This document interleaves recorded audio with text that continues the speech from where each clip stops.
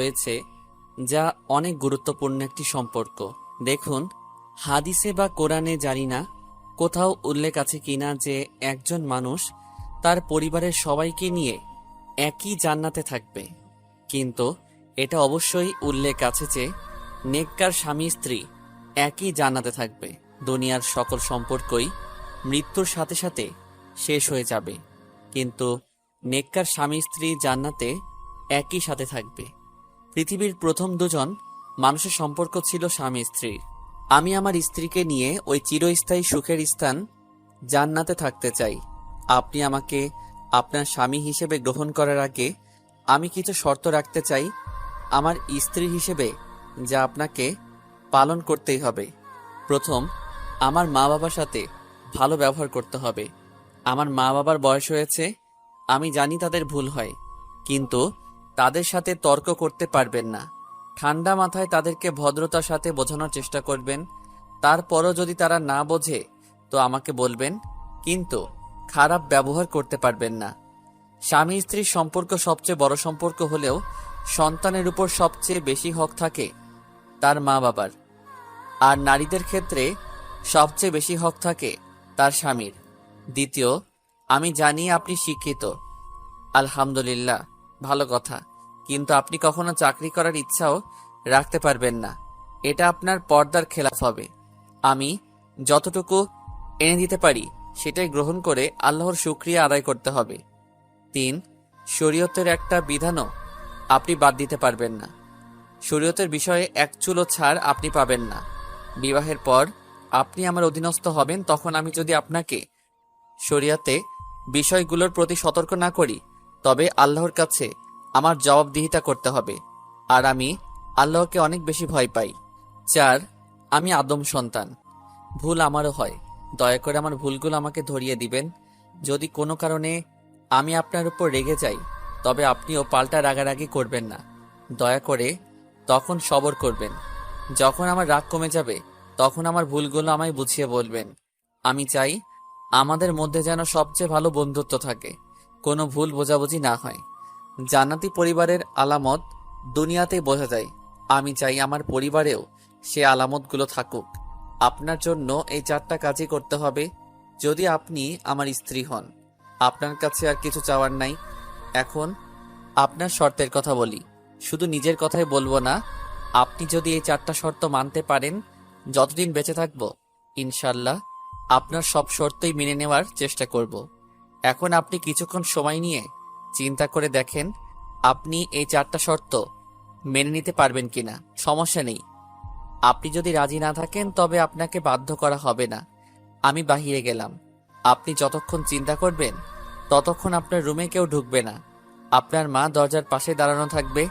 আপনার সিদ্ধান্ত নেওয়া হয়ে গেলে দরজার আওয়াজ করবেন, আপনার মা রুমে ঢুকবে। তারপর আপনার সিদ্ধান্তর উপরই ঠিক হবে এই বিয়ে হবে কিনা। এরপর শোয়েব সালাম দিয়ে রুম থেকে চলে গেল। নীলা বাকরুদ্ধভাবে এতক্ষণ শোয়েবের কথা শুনছিল। নীলা তার বান্ধবীদের বিয়েতে উপস্থিত ছিল, কিন্তু এমনটা সে কখনো দেখেনি। আর সবচেয়ে বড় কথা, নীলা আজ পর্যন্ত শোয়েবের মতো ছেলে কখনো দেখেনি। এতক্ষণ নীলা একটা কথাও বলতে পারেনি, হয়তো চোখের পাতাও ফেলেনি সে। নীলা কলেজ লাইফে প্রেম করতে চেয়েছিল, কিন্তু সে দেখতে বেশি একটা সুন্দর নয় বলে তা হয়ে ওঠেনি। একটা ছেলের সাথে নীলার ভালোই ভাব হয়েছিল, কিন্তু পরে জানতে পারে ছেলেটা আসলে মজা করছে। নীলা ভীষণ কষ্ট পেয়েছিল সেদিন, কেঁদেছিল অনেক, কিন্তু কিছুই করার ছিল না তার। আজ নীলা একা সিদ্ধান্ত নিতে পারছে না আসলে সে কি করবে। নীলা দরজায় টোকা দিল। নীলার মা রুমে প্রবেশ করল। এরপর নীলার মা অনেক বুঝিয়ে নীলাকে রাজি করিয়ে দিল এবং যথারীতি শোয়েবের সাথে নীলার বিয়ে হয়ে গেল। বিবাহের কাজ শেষে নীলা শোয়েবের সাথে গাড়িতে করে তার নতুন গন্তব্যের নিকট যেতে লাগলো। নীলার মনে অনেক ভয় কাজ করছে। প্রথমত, শোয়েব নীলাকে এখনো দেখেনি, একথা সে তার মায়ের কাছ থেকে শুনেছে। আচ্ছা, শোয়েব আমাকে দেখার পর মেনে নেবে? আমি তো সুন্দর না। দ্বিতীয়ত, আমি ওনাদের বাড়ির কাউকে চিনি না, নতুন পরিবেশ, তারা আমার সাথে কেমন ব্যবহার করবে। আর শোয়েবের কথা শুনেও মনে হলো তিনি অনেক বেশি কঠোর। আল্লাহ তাআলাই ভালো জানেন কি আছে আমার তকদিরে। নতুন ঠিকানা নিয়ে নীলা বেশ অনেকটাই ভয় কাজ করছে। নীলা কখনোই চায়নি বা কখনো কল্পনাও করতে পারেনি হুট করে নতুন একটা পরিবেশ নীলা কিভাবে এসব সামলাবে সে বুঝে উঠতে পারছে না। তার চেয়েও বড় ভয় নীলার মনে কাজ করছে, তা হলো সোয়াইবকে নিয়ে। নীলা তার মায়ের কাছ থেকে শুনেছে সোয়াইব এখনো তাকে দেখেনি। নীলার ভয় সোয়াইব যদি তাকে মেনে নিতে না পারে, আর তার কথা শুনে তো মনে হলো না সে, আর তার অর্থাৎ সোয়াইবের কথা শুনে তো মনে হলো সে অনেক কঠোর প্রকৃতির মানুষ। আর নতুন পরিবারের সবাই আমার সাথে কেমন ব্যবহার করবে। নীলার ভাবনার ছেদ ঘটে যখন গাড়িটা থেমে যায়। সন্ধ্যা হয়ে গেছে, মাগরিবের আজান শোনা যাচ্ছে চারপাশে। নীলা কিছুটা অবাকই হলো, কারণ বরপক্ষের বাড়িতেও কোনো আয়োজন নেই। বাড়িটাও কেমন অদ্ভুত, অনেকটা জায়গা প্রাচীর দিয়ে ঘেরা, তার মাঝে ছোট ছোট দুটি বাড়ি, দেখতে কিছুটা জেলখানার মতো। নীলাকে গাড়ি থেকে নামানো হলো। নীলার শাশুড়ি তাকে বাড়ির মধ্যে নিয়ে যাচ্ছে। নীলা পেছনে ফিরে দেখলো সোয়াইব এবং তার বাবা অর্থাৎ নীলার শ্বশুর বাড়ির বাইরে চলে যাচ্ছে। সোয়াইবের মা নীলাকে নীলার রুমে নিয়ে আসলো। তুমি চেঞ্জ করে অজু করে নাও, আমি তোমার জায়নামাজ নিয়ে আসছি। তুমি নামাজ পড়ে নাও, তারপর কিছু কথা বলবো। নীলা মাথা নাড়িয়ে সায় দেয়। নীলার শাশুড়ি রুম থেকে চলে যায়। নীলা এবার রুমটার দিকে লক্ষ্য করে। রুমটা একদমই সাজানো হয়নি, তবে সবকিছুই গোছানো। নীলার নিজের রুমটাও হয়তো এতটা গোছানো না। ঘরে বেশি জিনিসপত্র নেই, কেবল মাত্র একটা বইয়ের তাক আর একটা টেবিল রয়েছে। রুমের আরেকটি কোণে 2-3টা চেয়ার আর অপর পাশে একটা আলমারি। নীলা বেশি চিন্তা না করে ফ্রেশ হয়ে অজু করে নিল। রুমে এসে দেখে তার জন্য জায়নামাজ রাখা আছে প্রস্তুত। নীলার মনটা কেমন যেন শান্ত হয়ে গেল। ভেতরে ভেতরে কেমন যেন শান্তি বোধ করছে সে। নীলা আর দেরি না করে নামাজে দাঁড়িয়ে গেল। নামাজ শেষে নীলার চোখ থেকে নিজের অজান্তেই পানি পড়তে শুরু করলো। সে জানে না আজ কতদিন পর সে নামাজে দাঁড়িয়েছে। নীলা যখন অনেক ছোট ছিল তখন তার মনে পড়ে তখনই শেষ আর তার মায়ের সাথে নামাজ পড়েছিল, আর মাঝে মাঝে সবে কদরে নামাজ পড়তো সে। এসব কথা ভাবতে ভাবতেই নীলা শাশুড়ির রুমে প্রবেশ করে। সে দেখে নীলার নামাজ শেষ হতে, কিন্তু সে অর্থাৎ নীলা জায়নামাজে বসে কি যেন ভাবছে। তোমার কি নামাজ শেষ হয়েছে মা? হ্যাঁ, এই তো শেষ হয়েছে। তোমার সাথে কিছু কথা ছিল মা। হ্যাঁ, বলুন। নীলার শাশুড়ি নীলাকে খাটে নিয়ে বসালো। দেখো মা, আমাদের কোনো মেয়ে নেই, কিন্তু এটা নিয়ে আমাদের কোনো আফসোস নেই আল্লাহর কাছে। আমাদের ছেলে আমাদের কাছে সব। কিন্তু মা, এই বৃদ্ধ বয়সে ও আমাদের সময় দিতে পারে, কাজ করতে হয় ওকে। আমরা বুড়ো বুড়ি বাড়ি একাই বসে থাকি, খুব একা একা লাগে মা আমাদের। তুমি পারবে মা আমাদের বুড়ো বুড়িকে একটু সময় দিতে? পারবে মা আমাদের বৌমা না হয়ে আমাদের মেয়ের মতো হতে? কি বলছেন মা? এমন ভাবে বলছেন কেন? আপনি তো আমার মায়ের মতোই। মা, তোমাকে আরো একটা কথা বলবো। হ্যাঁ মা, বলুন। মা, আমার ছেলেকে আমি চিনি। আমার ছেলেটা অনেক ভালো, আল্লাহর রহমতে ওর এখনো পর্যন্ত কোনো বাজে অভ্যাসের কথা আমরা জানতে পারিনি। তবে ওর একটু রাগ বেশি। এই কেমন কথা? খারাপ অভ্যাস নেই, কিন্তু রাগ বেশি। জানি মা, তুমি ভাবছো যার রাগ বেশি সে আবার ভালো হয় কিভাবে। শোনো মা, যদি তুমি ইসলামের সকল বিষয়গুলো পরিপূর্ণভাবে আমল করার চেষ্টা করবে, ততক্ষণও তোমার উপর একটুও খারাপ ব্যবহার করবে না। তোমার কোথাও ভুল গেলে সুন্দর করিয়ে দেখিয়ে দিবে, কিন্তু কখনো রাগ করবে না। কিন্তু তুমি যদি নামাজ না পড়ো, ও তোমার উপর রেগে যাবে। আমার সাথে রাগ করে ও আমার সাথে 3 দিন কথা বলেনি এক সময়, কারণ আমি নামাজ কাজা করেছিলাম 2 ওয়াক্তের। নীলা চুপচাপ তার শাশুড়ির কথা শুনতে থাকে। ওকে খুশি রাখতে হলে আর কিছু নয়, দিনদার হতে হবে। এভাবেই আরো অনেক কথা নীলা আর তার শাশুড়ির। তাদের গল্প করতে করতে ঈশার আজান ভেসে আসে তাদের কানে। নীলাকে নামাজ পড়তে বলে নিজের রুমে চলে যায় তার নতুন মা। এতক্ষণ কথার মধ্যে নীলা ভালোভাবেই বুঝে গেছে এই মানুষটা কেমন আর এনার পরিবারটা বা কেমন। নীলা নামাজের জন্য চলে গেল। রাত 8টা। নামাজের পর থেকে নীলা একাই রুমে বসে আছে, কেউ আসছে না তার কাছে। নীলার খুব মন চাইছে তার স্বামীকে দেখতে। কেমন যেন একটা টান অনুভব করছে নিজের মধ্যে সোয়াইবের জন্য। গাড়ি থেকে নামার সময় শেষ দেখেছিল তার স্বামীকে, আর এখন রাত 8টা। নীলা একা একা বোর হচ্ছিল, তাই সে বইয়ের তাকটির দিকে হাঁটা শুরু করলো। নীলা যা আশা করেছিল তার একটা বইও এখানে নেই। এখানে কোরআনের কিছু তাফসির আর ইসলামিক সাহিত্যের বেশ অনেকগুলো বই রাখা আছে। নীলা রাহে আমল প্রথম খণ্ড বইটি নিয়ে পড়তে লাগলো। নীলা বইটি পড়ছে, তার বেশ ভালো লাগছে, কিন্তু এর কথাগুলো বুঝে উঠতে পারছে না প্রপারলি, কারণ নীলা ইসলামের সাথে ভালোভাবে পরিচিত নয়। তাই এই বইয়ের বিষয়গুলো সে ডিটেলসে ভালোভাবে গ্রহণ করতে পারছে না। বইটি থেকে কিছু নিতে পারলেন? আপনি কখন আসলেন? এই তো এখনই। নীলা অপলক ভাবে তাকিয়ে আছে। আচ্ছা, তো বইটি থেকে কিছু শিখতে পারলেন? মানে কিছু বুঝে উঠতে পারছি না। সোয়াই বাবারা মুচকে হাসল। আসলে আপনি ইসলামের সাথে ভালোভাবে পরিচিত নন, তাই একটু সমস্যা হচ্ছে আপনার। নীলা চুপ করে রইল। আচ্ছা, কিছু প্রশ্ন করব? করুন। আপনি কি মুসলিম? নীলা অবাক হয়ে সোয়াইবের দিকে তাকিয়ে আছে। আরে বলুন, আমি আপনাকে বুঝিয়ে বলছি আসলে ইসলাম কি। হ্যাঁ। আল্লাহর রাসূল সাল্লাল্লাহু আলাইহি ওয়াসাল্লাম বলেন, যে ব্যক্তি ইচ্ছাকৃতভাবে এক ওয়াক্ত নামাজ ছেড়ে দিল সে কাফির হয়ে গেল। এই হাদিসটা যে সহি এই কথা প্রত্যেকটা আলেমই জানেন। তাহলে এখন বলো, তুমি কি মুসলিম? আমি জানি এতে তোমার কোনো দোষ নেই, তুমি সঠিক পথের সন্ধান পাওনি। বাংলাদেশের প্রায় 90% মানুষই মুসলমান, কিন্তু যদি এই হাদিসটা দিয়ে বিচার করো তাহলে কতজন মুসলিম আছে এই দেশে?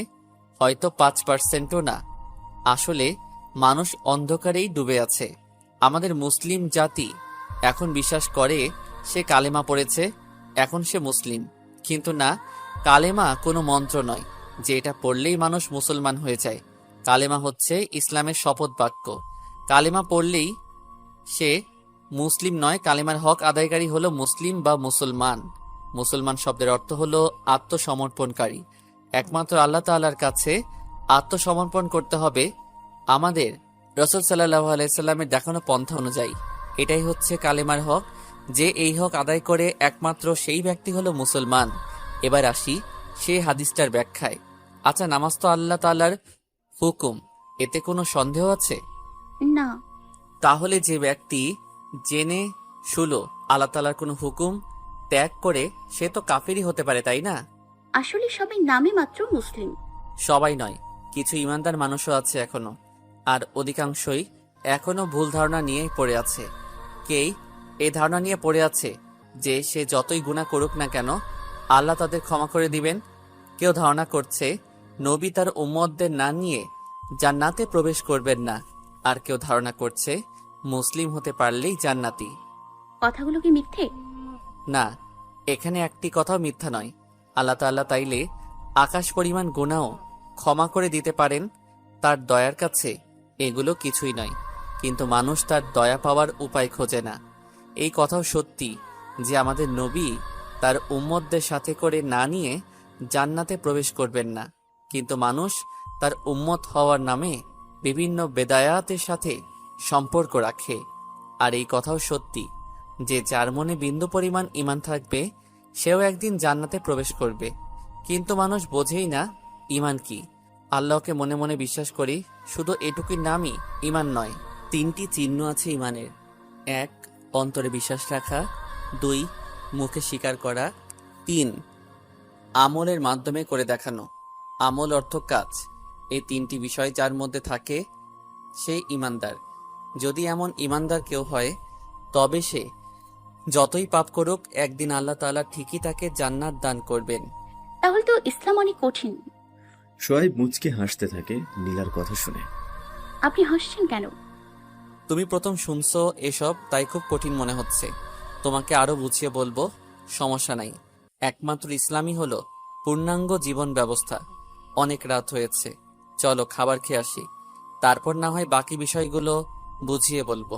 ইসলামের বিধান তো তাহলে অনেক কঠিন। আপনি হাসছেন কেন? তোমার কথা শুনে। শোনো, ইসলাম একদমই কঠিন নয়। এটাই হলো একমাত্র পূর্ণাঙ্গ জীবন ব্যবস্থা। এখানে জীবনের প্রত্যেকটা জিনিসেরই নির্দেশনা রয়েছে। তুমি যখন এগুলোর সাথে পরিচিত হবে তখন আর কঠিন মনে হবে না। কোনগুলোর সাথে পরিচিত হব? নামাজ, রোজা, জাকাত, হজ, এসবের বাইরেও কি ইসলাম আছে? হুম, আছে। মানুষের জীবনের সব জায়গায় ইসলামের বিধান আছে। মানুষের জন্ম থেকে শুরু করে মৃত্যুর পর পর্যন্ত সকল বিষয়ে ইসলামের বিধান রয়েছে। অনেক রাত হয়েছে, চলো আগে কিছু খেয়ে নিই, তারপর না হয় আরো কিছু বলবো। চলুন। রাত প্রায় 10টা। শোয়েবের বাবা মা খাবার খেয়ে ঘুমিয়ে পড়েছে। শীতের কারণে খাবারগুলো ঠান্ডা হয়ে গেছে। নীলাকে খাবার ঘরে বসিয়ে রেখে শোয়েব খাবারগুলো গরম করতে গেছে। নীলারও একা একা বসে থাকতে ভালো লাগছিল না, তাই সেও রান্নাঘরে চলে গেল। আপনি রান্না করতে পারেন? পারি তো। আমার রান্না খুব ভালো হয়, আমার মা বলেছে। কি কি রান্না করতে পারি? খুব ভালো ডিম ভাজতে পারি। শোয়েবের কথা শুনে নীলা হাসতে শুরু করে, যেন হাসতে হাসতে গড়াগড়ি খাবে সে। শোয়েব এক দৃষ্টিতে নীলার দিকে তাকিয়ে আছে। নীলা খেয়াল করলো শোয়েব তার দিকে এক দৃষ্টিতে তাকিয়ে আছে। সে কিছুটা লজ্জা পেল আর হাসি থামিয়ে, এভাবে তাকিয়ে আছেন কেন? না মানে এই প্রথম আপনার মুখে কথা জড়াতে দেখলাম। আরে বলুন, সমস্যা নেই। তোমাকে দেখতে খুব ভালো লাগছিল যখন তুমি হাসছিলে। নীলার গাল দুটি লজ্জায় লাল হয়ে গেল আর চোখ দুটো পানিতে ভিজে গেল। গাড়িতে থাকতেও নীলার চিন্তা ছিল তার স্বামী তাকে দেখার পর কেমন ব্যবহার করবে। আজ খুব আনন্দ লাগছে নিজের মধ্যে। আমার দিকে আর কতক্ষণ তাকিয়ে থাকবেন? সরুন, তরকারি পড়ে যাচ্ছে। নীলা শোয়েবকে সরিয়ে দিয়ে নিজেই দাঁড়ালো চুলার সামনে। তার পাশেই তার স্বামী দাঁড়িয়ে আছে। নীলা ভাবনার জগতেই হারিয়ে যায়। বাসর রাত নিয়ে নীলার অনেক ইচ্ছে ছিল। ছাদে বসে স্বামীর বুকে মাথা রেখে চাঁদ দেখবে আর স্বামীর কাছে এতদিনের না বলা সব কথাগুলো সে খুলে বলবে। কিন্তু তার স্বামীর বাড়িতে ছাদ নেই, আছে টিনের চালা, আর এখনো তার স্বামীর বুকে মাথা রেখে চাঁদ দেখাও হয়নি, জ্যোৎস্না বিলাসও হয়নি। নীলার যতগুলো স্বপ্ন ছিল একটাও সত্যি হয়নি, কিন্তু তবুও আজ যেন নীলার জীবনের সবচেয়ে সুন্দর দিন। আজ যেন তার থেকে খুশি আর কেউ নেই। নীলা যেন পৃথিবীর সবটাই পেয়ে গেছে। উফ, কি হলো? কি হয়েছে? হাতে একটু ছ্যাঁকা লেগেছে। এত অসাধারণ হলে চলে? আমি তো করছিলাম, আর একটু ছ্যাঁকা লেগেছে না? ওতে কিছু হবে না, সমস্যা নেই, ঠিক হয়ে যাবে। তুমি ঘরে যাও, আর কিছু করা লাগবে না। সব রেডি, আমি নিয়ে আসছি, যাও। শোয়েব নীলাকে খাবার রুমে পাঠিয়ে দিল। আসলে নীলা ভাবনায় অতল থাকায় অসাবধানতা বশত তার হাতটা একটু পুড়ে যায়। নীলা চুপচাপ খাবার ঘরে চলে আসে, খাবারগুলো টেবিলে রাখলো। শোয়েব নীলার পাশেই বসলো। নীলার হাত এখনো চলছে আর নীলা নিজের হাত পানিতে ভেজাচ্ছে। আল্লাহ যা করেন ভালোর জন্যই করেন। মানে আমার হাত পুড়ে যাওয়াতে আপনি খুশি? কিছুটা তাই। মানে? মানে আমার ইচ্ছা ছিল আমার বউকে আমি নিজ হাতে খাইয়ে দিব, কিন্তু চিন্তায় ছিলাম কিভাবে বলি। আর এখন আল্লাহ তাআলা একটা ওসিলা দিয়ে দিয়েছেন। নীলা লজ্জায় চুপচাপ বসে রইল। এরপর শোয়েব একটা প্লেটে খাবার নিয়ে নীলাকেও খাইয়ে দিচ্ছিল আর নিজেও খাচ্ছিল। নীলা একইভাবে তার স্বামীর দিকে তাকিয়ে আছে। প্রথম দিনেই যেন কতটা আপন হয়ে গেছে তারা। নীলার চোখে পানি চলে আসলো। এ কি, তোমার ঝাল লাগলো নাকি? আজকের দিনটির কথা স্বপ্নেও ভাবিনি আমি। আল্লাহর কাছে না চাইতেই অনেক কিছু পেয়ে গেলাম, আলহামদুলিল্লাহ। তোমায় খাইয়ে দিচ্ছি, এটা ছিল সুন্নাত। এটাও ইসলামের একটি বিধান। জীবনের যেখানেই তুমি ইসলাম মানবে সেখানেই শান্তি, কেননা ইসলাম শান্তির ধর্ম। এটাই দুনিয়াতেও শান্তি আর আখিরাতেও। নীলা নিজের চোখের পানি মুছে নিয়ে খাবার খেতে লাগলো। খাওয়া শেষে, একটু বাহিরে ঘুরতে যাবা? এত রাতে? আরে চলো। নীলা একটা চাদর নিয়ে নীলার স্বামীর পেছনে হাঁটতে লাগলো। নতুন বাড়ির কিছুই চেনে আসে। বাড়ির বাইরে চাঁদের জ্যোৎস্নায় চারপাশ খুব সুন্দর দেখাচ্ছে। নীলা দেখল বাড়ির এরিয়াটা অনেক বড় এবং চারপাশে ঘিরে রাখা।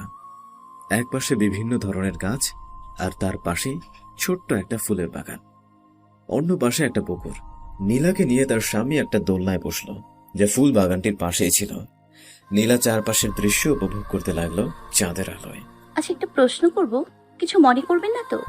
বলো। আপনাদের বাড়ির জায়গাটা বেশ অনেকটাই, কিন্তু বাড়িটা বড় করলেন না কেন? নীলার কথা শুনে শোয়েব মুচকি এসে বলল, এই কথা? আচ্ছা শোনো, তোমার কি কোনো ফুপু বাড়ি আছে? আছে। মনে করো তুমি তোমার ফুপু বাড়ি বেড়াতে আসছো। এখানে তুমি মাত্র 2 দিন থাকবা। তো এখানে থাকার জন্য তো তুমি 5 তলা বাড়ি বানাবে, তাই না? আজও আমি ওখানে গিয়ে বাড়ি বানাবো কেন? ওখানে থাকা নিয়ে তোমার ফুফাতো ভাই বোনের সাথে ঝগড়া করবা, আর বেশি সমস্যা করলে খুনও করবা, তাই না? আপনি কি বলছেন এগুলো? আমি এসব কেন করব? কেন? যখন মানুষের কিছু থাকে না তখন তো সে এগুলাই করে। আর তোমার ফুফু বাড়িতে তো তোমার নিজের কিছুই নেই, তুমি কেন করবে না?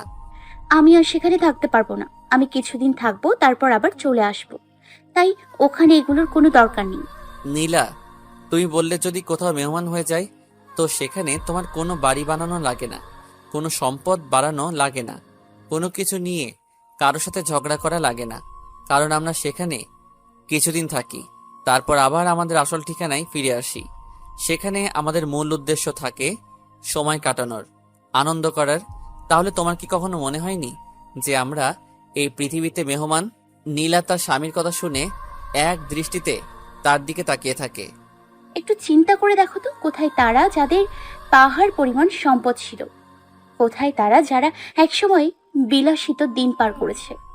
তারা ওই মাটির নিচেই শুয়ে আছে, যেখানে দরিদ্র, দিনমজুর, কৃষক এবং রাস্তার ফকির মানুষও শুয়ে আছে। মানুষের জীবনের উদ্দেশ্য কখনোই সম্পদ অর্জন নয়, কারণ আজ পর্যন্ত এই সম্পদ তার কোনো কাজই আসেনি। দুনিয়া আমাদের ঠিকানা নয়, এখানে আমরা মেহমান। আজ আছি তো কাল চলে যাব। তাহলে বলো, কেন আমি সম্পত্তি নিয়ে দৌড়োদৌড়ি, মারামারি, খুন ইত্যাদি কেন করব? আমাদের পিতামাতা আদম হাওয়া তো জান্নাতি ছিলেন।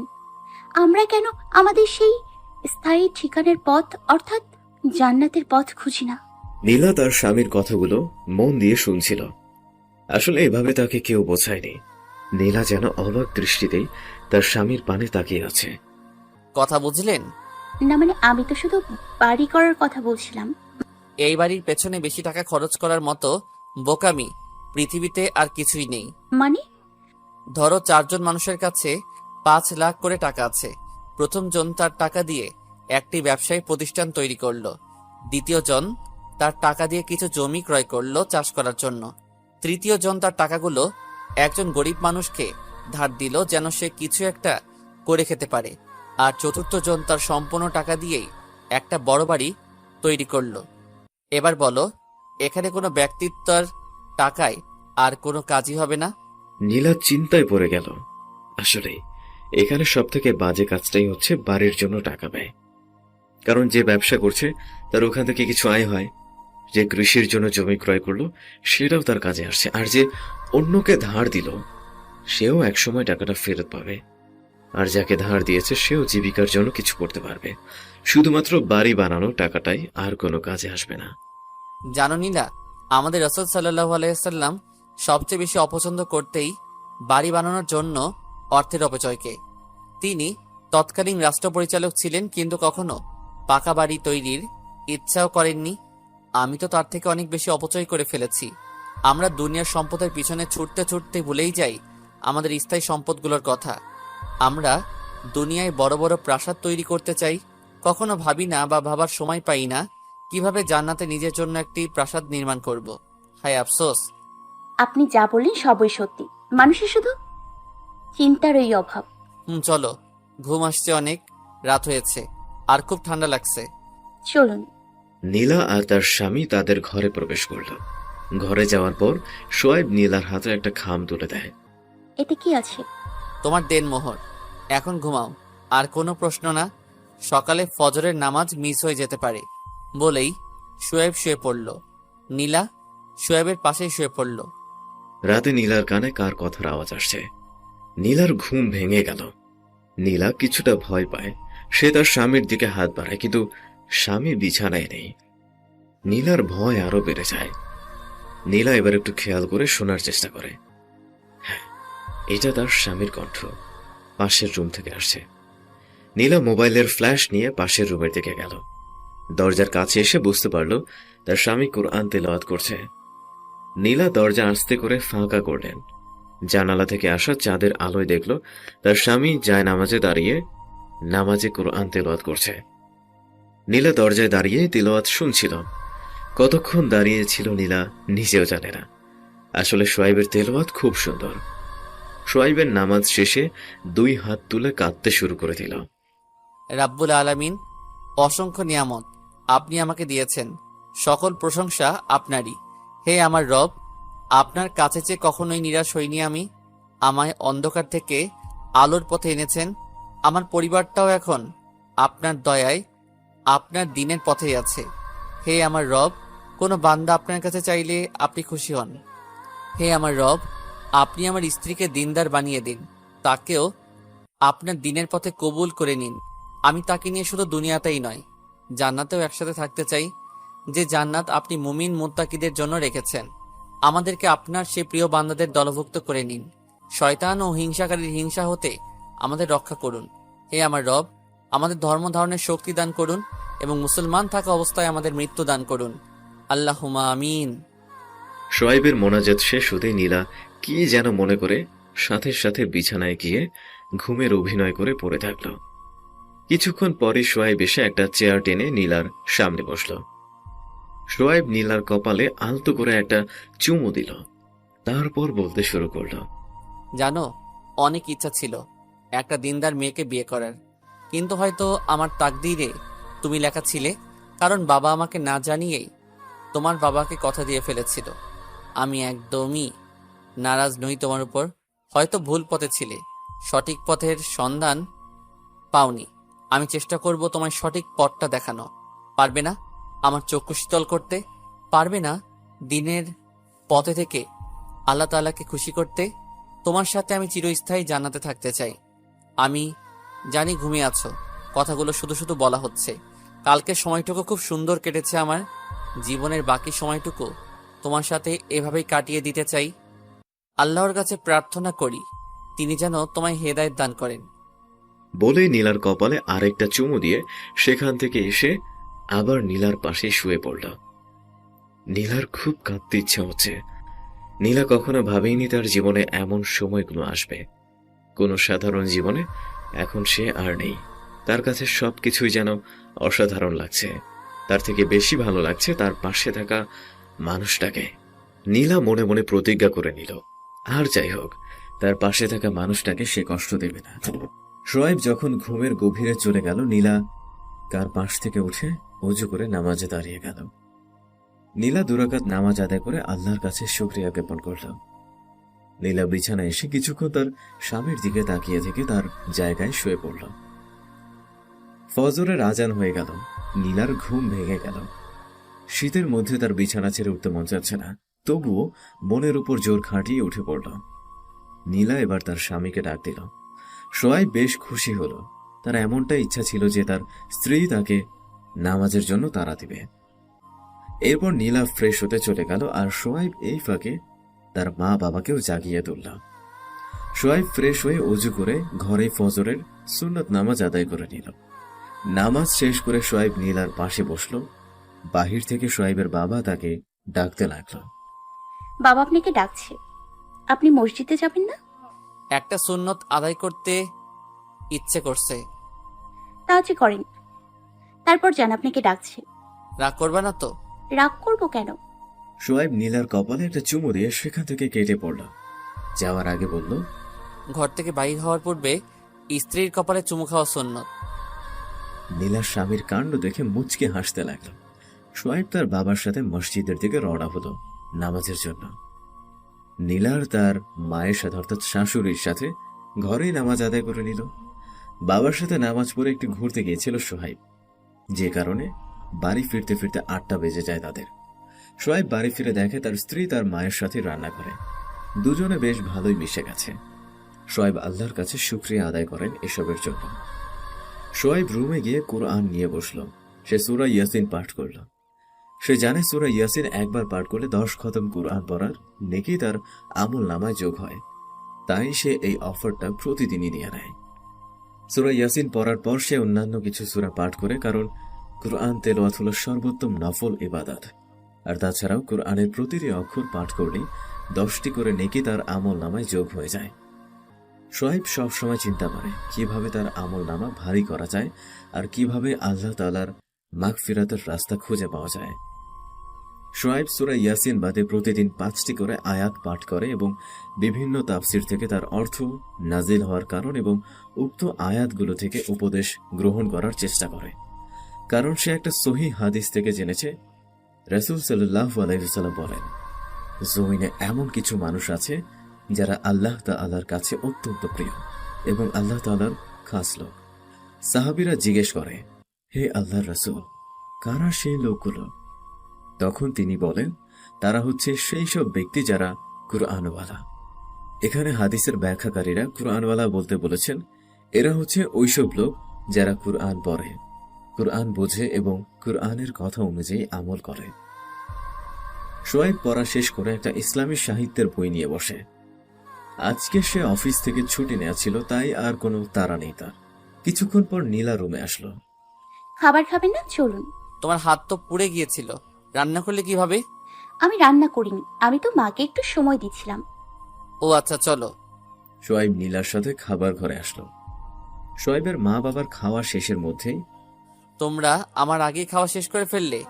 তোর বাবার আজ নাকি একটু বেশি খিদে পেয়েছিল, তাই আমরা আগেই শুরু করে দিয়েছি। তুই বৌমাকে নিয়ে খেয়ে নে। শোয়েবের মা বাবা তাদের ঘরে চলে গেল। শোয়েব রাতের মতো একটা মাত্র প্লেটে খাবার নিল। নীলার পাশে বসে নিজ হাতে তার স্ত্রীর মুখে খাবার তুলে দিতে লাগলো। দিনের আলোয় নীলার বেশ লজ্জায় লাগছিল, কিন্তু কিছুই করার নেই, তার হাতে ফোসকা পড়ে গেছে। তারা দুজন খাওয়া শেষ করে নিজেদের রুমে গেল বিশ্রাম করার জন্য। দুজনে গিয়ে বিছানায় হেলান দিল। আচ্ছা, আপনাকে একটু প্রশ্ন করব। করো। আমি মায়ের কাছে শুনেছি আপনি আলেম নন, আবার হায়েজও নন। আপনি জেনারেল শিক্ষিত, তাহলে আপনি দিনের পথে আসলেন কিভাবে? মানে আপনার এই পরিবর্তনটা আসলো কিভাবে? খুব জানতে ইচ্ছে হচ্ছে। শোয়েব মুচকি হেসে বলতে শুরু করে, হ্যাঁ, মা ঠিকই বলেছে। আমি আলেম নই, কোনো হাফেজও নই। স্কুল থেকে কলেজ, কলেজ থেকে ভার্সিটি, এগুলোই ছিল আমার শিক্ষা প্রতিষ্ঠান। আল্লাহ তাআলার খাস রহমতি আমায় আজ দিনের পথে এনেছে। না হলে কেউ ভাবতেই পারিনি যে আমার মধ্যে এমন চেঞ্জ আসবে। আমি তখন ইন্টারের স্টুডেন্ট, স্কুলের সবচেয়ে ভালো ছাত্র ছিলাম, শুধু পড়াই না, ব্যবহারেও। তবে ইসলাম সম্পর্কে জানতাম না বললেই হয়। নামে মাত্র মুসলমান ছিলাম। স্কুল লাইফ শেষ করে কলেজ, ইন্টারে অর্ধবার্ষিক পর্যন্ত খুব মজাই করলাম। এবার আর আমি ভালো ছিলাম না, কলেজের সবচেয়ে দুষ্টদের তালিকায় স্থান করে নিয়েছিলাম। পরীক্ষার 2 দিন আগের রাত 1টার আশেপাশে কানে হেডফোন, সাথে গান বাজছে, আর আমি ফেসবুকে হয়তো চ্যাটিং করছিলাম। আমার রুমে আমি একাই থাকতাম, কারণ এতে আমার বেশ সুবিধা হতো রাত জেগে চ্যাটিং করতে। তো জানি না সেদিন ঠিক ওই মুহূর্তে যখন আমার কানে গান বাজছিল এবং আমি চ্যাটিং করছিলাম, তখন আমার মনে হঠাৎ একটা প্রশ্ন এসে টোকা দিল, এখন যদি তুই মারা যাস তোর কি হবে? কিছুক্ষণের জন্যে আমার দুনিয়াটাই থেমে গিয়েছিল। আমার কানও তখন গান বাজছিল, তবু যেন আমি কিছুই শুনছিলাম না। আমার হাতেই ফোন ভাইব্রেট হচ্ছিল, আমি যেন কিছুই টের পাচ্ছিলাম না। সত্যি তো, যদি মারা যাই তো আমার কি হবে? মা বাবা হয়তো কাঁদবে, তারা হয়তো অনেক কাঁদবে, কিন্তু তারাও আর আমায় তাদের সাথে এই ঘরে রাখবে না। ওই কবরস্থানে আমায় মাটির নিচে রেখে আসবে, যেখান দিয়ে দিনের সময়ও আমার যেতে ভয় করে। তারা আমার শরীর থেকে আমার পছন্দের ডিজাইন করা কাপড়গুলো খুলে নিবে, শুধুমাত্র সাদা কাফন পরিয়ে ওই মাটির নিচে রেখে আসবে। আমি তো কখনো শক্ত বিছানায় ঘুমাইনি। আমার মা বাবা কি কবরেও আমার জন্য নরম বিছানা করে দিবে? না, এমন কখনো তো কেউ করেনি। তার মানে আমাকে শুধু মাটিতেই শুইয়ে রেখে আসবে। আচ্ছা, বৃষ্টি হলে কি কবরের মধ্যে পানি ঢোকে না? মাটির নিচে তো অনেক পোকামাকড় থাকে, সেখানে আমি থাকবো কিভাবে? শুধু এসব কথাই ঘুরতে থাকে আমার মাথায়। এমন সময় মনে পড়ে আমি হয়তো কোনো বক্তার ওয়াজে শুনেছিলাম, নবী করিম সাল্লাল্লাহু আলাইহি ওয়াসাল্লাম বলেন, যারা রাতের বেলায় গান বাজনা শুনে ঘুমায় তারা মারা গেলে তাদের জানাজা দিও না। আর সত্যি তো, আমি যদি এখন মারা যাই তো আমি আমার রবের সামনে কি নিয়ে দাঁড়াবো? আমি তো ধর্ম বইতে পড়েছিলাম হাসরের ময়দানে সবাইকে আল্লাহ তাআলার সামনে দাঁড়াতে হবে। তখন আমি তাকে কি বলবো? তখন আমার কি হবে? হঠাৎ করেই কান থেকে হেডফোন খুলে ফেললাম। আমার ফোন এবং মেমোরি দুটোই ফরম্যাট করে দিলাম। আমার 3 বছরের সংগ্রহ করা গান ছিল যা আমি কখনোই ডিলিট করতে চাইনি। সে সময় মুহূর্তের মধ্যে সব ফরম্যাট করে দিলাম। একটু কিছু মনে হলো না, ফোনটা অফ করে দিলাম। সেদিন রাতে আর ঘুমাতে পারিনি, খুব ভয় করছিল সেদিন। বারবার শুধু একটাই প্রশ্ন ভাসছিল আমার মনে, যদি মরে যাই, যদি মরে যাই। আল্লাহর কাছে খুব করে মাপ চাইছিলাম। চোখ থেকে নিজের অজান্তেই পানি বের হচ্ছিল, বালিশটাও ভিজে গিয়েছিল। সেদিন এত কান্না করেছিলাম সেই রাতে, অনেক ভয় করছিল আর মনে হচ্ছিল এটাই হয়তো আমার জীবনের শেষ রাত। একটিবারের জন্যেও সেই রাতে ঘুমানোর চেষ্টা করিনি। এইভাবেই ফজরের আজান চলে আসলো কানে। আমি আগে কখনোই রাতে বাড়িতে বেড়ানোর সাহস পেতাম না। সেই আমি ওই ভোর রাতেই একাই উজু করে মসজিদের পথে ছুটেছিলাম। আল্লাহ আপনাকে একবার সতর্ক করে দিলেন হয়তো। জানো নীলা, সেদিন শুধু ওইটুকুই ছিল না আমার জন্য। ফজরের নামাজ শেষে বাড়ি আসছি, এমন সময় মসজিদের মাইক থেকে অ্যালার্ম হলো আমাদের পাশের বাড়ির এক মহিলা গতকাল রাত 1টার দিকে ইন্তেকাল করেছে। আমি গিয়েছিলাম তার দাফনে। বিশ্বাস করো, সেই দিনই প্রথম কোনো কবরে মাটি দিতে গিয়ে আমার হাত কেঁপেছিল। আমি এর আগেও অনেক দাফন কাজে গিয়েছি, অনেক আগ্রহ নিয়ে গেছি, কিন্তু সেই দিনের অভিজ্ঞতা অনেক ভিন্ন ছিল। এরপর থেকেই আমি দিনের জ্ঞান সংগ্রহ করতে থাকি এবং নিজেকে এবং নিজের পরিবারকে এই পথে আনার চেষ্টা করি।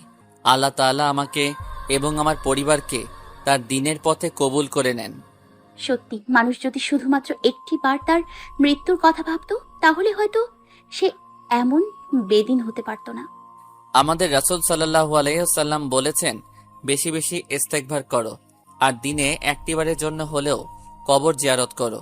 সত্যি, মানুষ যদি 5টি মিনিট কোনো কবরের পাশে গিয়ে দাঁড়িয়ে চিন্তা করত যে তার পরিণতিও একদিন এমনটাই হবে, তবে সে হয়তো আর ভুল পথে চলতো না। আসলে নীলা জানো, সাধারণ মানুষদের বেশি দোষ দেওয়া যায় না। আমাদের সমাজের কিছু ভণ্ড পীর তাদের এমন পথভ্রষ্ট বানিয়ে রেখেছে। তাহলে কি মানুষ পীরদের কাছে যাবে না? না, পীর খারাপ না। পীর হচ্ছেন শিক্ষক বা অভিভাবক। ইসলাম জানতে হলে, ইসলামের বিধিবিধান জানতে হলে তোমাকে একমাত্র কোরআনের কাছে আসতে হবে, পীরদের কাছ থেকে নয়। আমি বলছি না যে পীর দরকার নেই, অবশ্যই কিছু জ্ঞানী মানুষের দরকার আছে। যেমন কোরআনে বলা হয়েছে নামাজের কথা, কিন্তু এটা নেই যে কিভাবে নামাজ আদায় করতে হবে। নামাজ আদায়ের প্রক্রিয়া জানতে হলে তোমাকে কোনো ভালো আলেমের কাছে যেতে হবে, আর তুমি যার কাছ থেকে এগুলো শিখবে সেই হচ্ছে তোমার পীর, অর্থাৎ অভিভাবক। কিন্তু সমাজে কিছু অসাধু লোক, অর্থাৎ কিছু অসাধু ধার্মিক লোক নিজেদের সম্পদ তৈরির জন্য পীরের খেতাব নিয়ে মুসলমানদের ভিতরে ফিতনা ছড়িয়ে বেড়ায়। আমি আপনার কাছ থেকে অনেক কিছুই শিখলাম, তো এখন আপনি আমার পীর। নীলা, তোমায় আমি প্রথম শর্ত দিয়েছিলাম আমার মা বাবার খেদমত করা। মাশাআল্লাহ, আজ তোমাকে মায়ের সাথে রান্নাঘরে সময় দিতে দেখে খুব ভালো লাগলো। তোমার দ্বিতীয় যে শর্তটা দিয়েছিলাম তা হলো এই যে তুমি কখনো চাকরি করার ইচ্ছা করতে পারবে না, অন্তত আমি যতদিন আল্লাহর রহমতে সুস্থ আছি, কারণ এতে তোমার পর্দার সমস্যা হতে পারে। মানে একটা কথা বলবো, দয়া করে রাগ করবেন না। আমি শুধুই জানার জন্য বলবো। বলো। মানে এই নিয়মের ফলে কি নারীদের ঘরে বন্ধ করে রাখা হবে না? মানে এতে কি নারীদের ছোট করে দেখা হচ্ছে না? নীলার এই প্রশ্নে সোয়াইব মুচকি হেসে বলতে শুরু করে। শোনো নীলা, একটা গল্প বলি, মনোযোগ দিয়ে শোনো। একটা ছেলে ছিল খুবই অলস, কখনোই কোনো কাজ করতে চাইতো না। তো ছেলেটার বাবা মা চিন্তা করলো ছেলেটার বিয়ে দিয়ে দেই, তাহলে হয়তো ছেলেটা নিজের সংসারের জন্যে হলেও কিছু করতে শিখবে। তো তারা ছেলেটাকে বিয়ে দিয়ে দিল। বিয়ের বছরখানিক পর তাদের একটি সন্তানও হলো, কিন্তু ছেলেটার এখনো সেই একই হাল। ছেলেটার বাবা মা এবার চিন্তা করলো যে তারা তাদের টাকা পয়সা সবকিছু নিয়ে কিছুদিনের জন্যে এখান থেকে চলে যাবে। তারা তাই করলো। তখন সেই অলস ছেলেটা পড়ে গেল বিপদে। খাবারের জন্যে তো তাকে কাজ করতেই হবে। তো এইবার কষ্ট করে হলেও সে কাজ করতে আরম্ভ করে দিল। কিন্তু এত কষ্ট করতে তার আর ভালো লাগছে না। তার মনে মনে একটা বুদ্ধি বের করলো। সে প্রতিদিন কাজ থেকে ফিরে বউয়ের সাথে গল্প করে, জানিস বউ, আজকে কাজ শেষ করে অন্যদের সাথে বেশ ভালোই গল্প করলাম। পরদিন এসে, জানিস বউ, কাজে যেতে এখন আলাদা একটা মজা লাগে। আরেকদিন, জানিস বউ, বাহিরের দুনিয়াটা দারুণ মজার। তুই তো সারাদিন ঘরেই বসে থাকিস, এসবের তুই কিছুই জানি না। ছেলেটার বউয়ের মনে আগ্রহ তৈরি হয় বাহিরের সমাজ সম্পর্কে জানার। তখন তার মনে বলে, বাহিরের সমাজটা অনেক মজার, তুই তো সারাদিন ঘরেই বসে থাকিস, তুই কিছুই জানিস না। এভাবে নারীদের রাস্তায় নামিয়েছে কিছু অলস মানুষ। কোনো নারীর মাথায় একা একাই এই ভূত চাপেনি। বাহিরের দুনিয়া একদমই মজার না, এখানে পরিশ্রম করে উপার্জন করতে হয়। ইসলাম নারীকে ঘরে বন্ধ করে রাখেনি, ইসলাম নারীকে রাজরানী করে রেখেছে। ইসলাম নারীকে সংসার চালানোর জন্য জমি চাষ করতে বলেনি, এই দায়িত্ব পুরুষদের দিয়েছে। ইসলাম বলে, স্ত্রীর কাছে যদি অনেক পরিমাণে সম্পদ থাকে আর স্বামী যদি ফকির হয়, তবুও স্ত্রী তাদের সংসারের বোঝা টানতে বাধ্য নয়, এই বোঝা ওই স্বামীকেই টানতে হবে। আমি বলছি না যে মেয়েরা সংসারের জন্য খরচ করতে পারবে না, আমি বলছি যে কোনো নারী তার সংসারের জন্য খরচ করতে বাধ্য নয়, তবে সে চাইলে করতে পারে। ইসলাম তোমাদের স্বাধীনতা দিয়েছে, ঘরে বন্ধ করে রাখেনি। এই ধারণাগুলো সমাজের ওইসব কাপুরুষের দেওয়া যারা নিজের স্ত্রীর পরিশ্রমে লালিত হতে চায়। আর বর্তমানে নারীদের মনেও ওই একটি কথাই আছে, আর তা হলো বাহিরের দুনিয়া অনেক মজার। আচ্ছা, এটা তো বুঝলাম, এবার পর্দার বিষয়টা একটু বলুন না। তার মানে কি মহিলাদের জন্য চাকরি করা হারাম? আমি বলিনি যে মহিলাদের জন্য চাকরি করা হারাম। অবশ্যই মহিলারা চাকরি করতে পারবে, তবে দুটি শর্ত অবশ্যই মানতে হবে। এক, স্বামীর অনুমতি অবশ্যই থাকতে হবে। দুই, কোনোভাবে যেন ফরজ পর্দা ছুটে না যায়। এই দুইটি শর্ত ঠিক থাকলে যে কোনো মহিলাই চাকরি করতে পারবে। আচ্ছা, এখানে চাকরির বিষয়টা তো ক্লিয়ার হলাম, এবার একটু পর্দার সম্পর্কে বলুন না প্লিজ। পর্দা আল্লাহ তাআলার পক্ষ হতে ফরজ, এবং পর্দার আইন পুরুষ এবং মহিলা উভয়ের জন্যই। পুরুষদেরও পর্দা করতে হয়? পুরুষদেরও পর্দার বিধান আছে। পুরুষদের প্রধান আইন হলো সতর, অর্থাৎ নাভি থেকে হাঁটুর নিচ পর্যন্ত ঢাকা থাকতে হবে। আর যারা প্রকৃত ঈমানের দাবি করে তারা নিজেদের চোখের পর্দা অবশ্যই করবে। নারীদের পর্দা?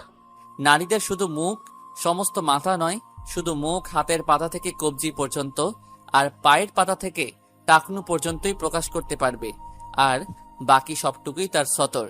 বাড়ির বাহিরে যেতে হলে নারীকে তার সমস্ত শরীর, এমনকি মুখমণ্ডলও আবৃত করে রাখতে হবে, এটাই নারীদের পর্দা। এবং যারা মুমিনা দাবি করেন অবশ্যই নিজের চক্ষুকে হেফাজত করতে হবে। নারীদের ক্ষেত্রে এত কঠোরতা কেন? সোহাইব মুচকে হেসে বলে, শোনো, এটাও তোমায় বলছি, পুরুষরা বিভিন্ন ক্ষেত্রে পরিশ্রম করে, আর তাদের শরীরে প্রকাশ্যমান শুধুমাত্র এমন অংশটুকুই তারা প্রকাশ করে। আর একটা কথা জানো নীলা, এই পর্দায় নারীদের সম্মান বৃদ্ধি করেছে। সেটা কিভাবে? তোমার মায়ের সবচেয়ে দামি গলার হারটা এবং তোমাদের টাকাগুলো কোথায় রেখেছে? কেন? বলো, তারপর বলছি। লকারি। লকার কোথায় রাখা?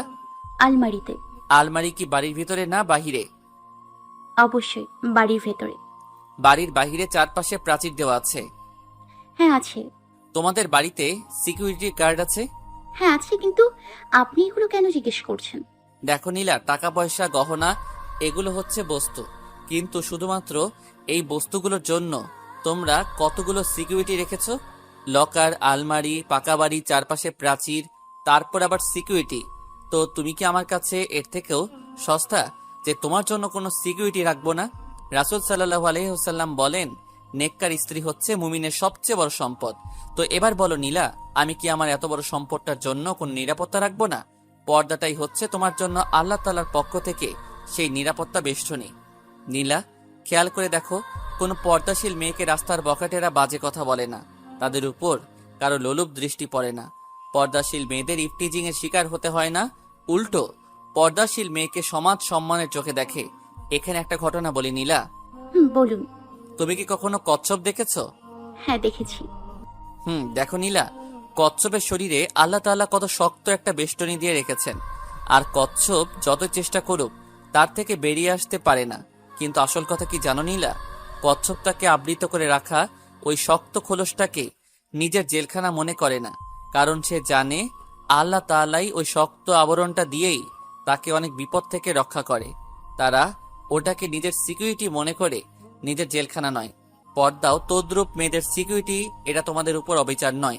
আল্লাহ তাআলা কখনোই কারোর সাথে অবিচার করেন না, তিনি সবকিছু সব থেকে ভালো বোঝেন। সুতরাং তার প্রদত্ত সকল আইন নিঃসন্দেহে আমাদের মঙ্গলের জন্যই। স্বামীর কথায় নীলার চোখ খুলে যায়। আসলে কথাগুলো সত্যি। নীলা মনে মনে প্রতিজ্ঞা করে, যতই কষ্ট হোক নিজেকে সব সময় পর্দায় রাখবে। এরপর সোয়াইব আর নীলা আরো কিছুক্ষণ কথা বলে তারপর সোয়াইব বসে একটু লেখালেখি করতে আর নীলা চলে যায় তার শ্বশুর শাশুড়ির সাথে কিছুক্ষণ সময় কাটাতে। দেখতে দেখতেই দুপুর হয়ে যায়। সোয়াইব ও তার বাবা গোসল করে মসজিদের উদ্দেশ্যে রওনা হয়। নীলা এবং তার মা অর্থাৎ শাশুড়িকে সে মা বলেই ডাকে, তাই মা বলতেই ব্যবহার করা হয়েছে। তো যাই হোক, নীলা এবং তার মা বাড়িতে নামাজ আদায় করে নেয়। নামাজ আদায়ের শেষ নীলা এবং তার মা বসে থাকে। সোয়াইব এবং তার বাবা মসজিদ থেকে ফিরলে তারা টেবিলে খাবার নিয়ে আসে। সো এখানে আরেকটা কথা আপনাদের জানা উচিত যে খাবার সাজিয়ে আরেকজনের জন্য অপেক্ষা করা ঠিক নয়। সবাই আসলে তারপর খাবার সাজানোই সুন্নত, এটা মনে করে দুপুরে খেয়ে সবাই একটু ঘুমোতে যায়, কেননা রাতে তাহাজ্জুদ পড়তে হবে। নীলা তার স্বামীর সাথে ঘুমিয়ে পড়ে। আসরের কিছুক্ষণ আগে সবাই উঠে যায়। আসরের নামাজ শেষ করে নীলা বাড়ির পেছন দিকটায় আসে, যেখানে দোলনা আছে, অর্থাৎ গত রাত স্বামীর রাতে যেখানে বসে আকাশের দিকে তাকিয়ে কিছু সময় কাটিয়েছিল সে। বাইরে এসে নীলা মুগ্ধ হয়ে যায়। খুব সুন্দর পরিবেশ, চারপাশে বিভিন্ন রকমের ফুল গাছ, তার মধ্যে দিয়ে একটা রাস্তা, আর রাস্তার শেষ মাথায় সেই দোলনাটি। রাতের বেলায় নীলা বুঝতে পেরেছিল যে চারপাশে অনেক ফুল গাছ রয়েছে, কিন্তু জায়গাটা যে এত সুন্দর হবে চিন্তা করেনি সে। বাড়ির চারপাশটা ঘুরে দেখে নীলা। তার বাবা মায়ের বাড়ির পেছনেও একই ধরনের ফুলের বাগান করা, বাড়ির অন্য পাশে কিছু ফল গাছ লাগানো। বাড়ির এই সুন্দর পরিবেশ উপভোগ করতে করতেই সন্ধ্যা হয়ে যায়। মাগরিবের আজান হলে নীলা আর তার মা নামাজ আদায় করে রান্নাঘরে যান। রাত 10টা। নীলা আর তার স্বামী বাড়ির পেছনে সেই দোলনাটে বসা। আপনি কি এখানে প্রতিদিনই আসেন? কেন?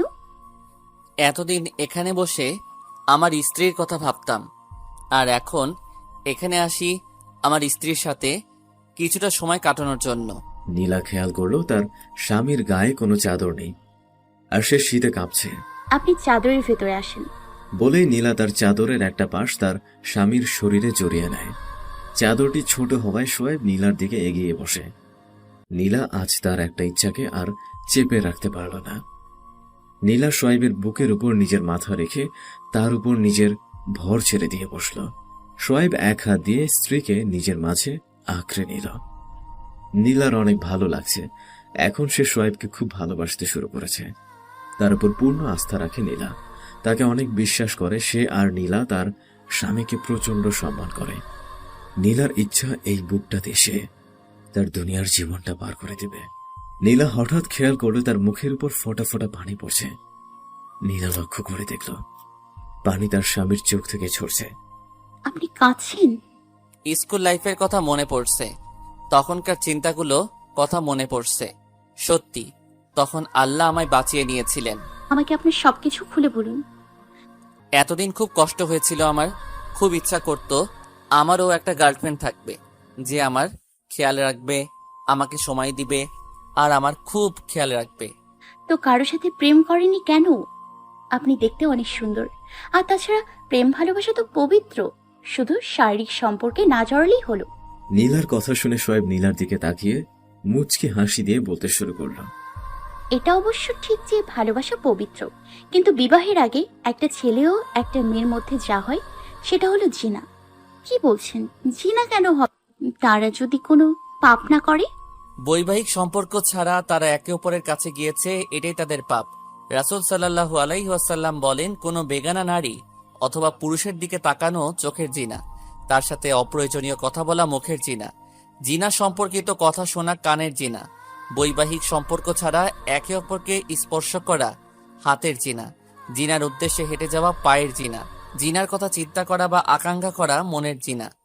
অতঃপর লজ্জাস্থান একে পূর্ণতা দেয় অথবা অসম্পূর্ণ রেখে দেয়। বুখারী, মুসলিম, সুনানে আবু দাউদ, সুনানে আন-নাসাই।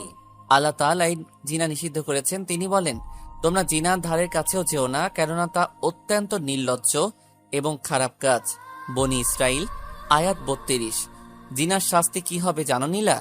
রাসূল সাল্লাল্লাহু আলাইহি সাল্লাম বলেন, আমি স্বপ্নে একটি চূড়া দেখতে পেলাম, যার উপরের অংশ চাপা এবং ভিতরের অংশ প্রশস্ত, যাহার ভেতরে আগুন উত্তপ্ত হচ্ছিল এবং কিছু নারী ও পুরুষ তার মধ্যে চিৎকার করছে।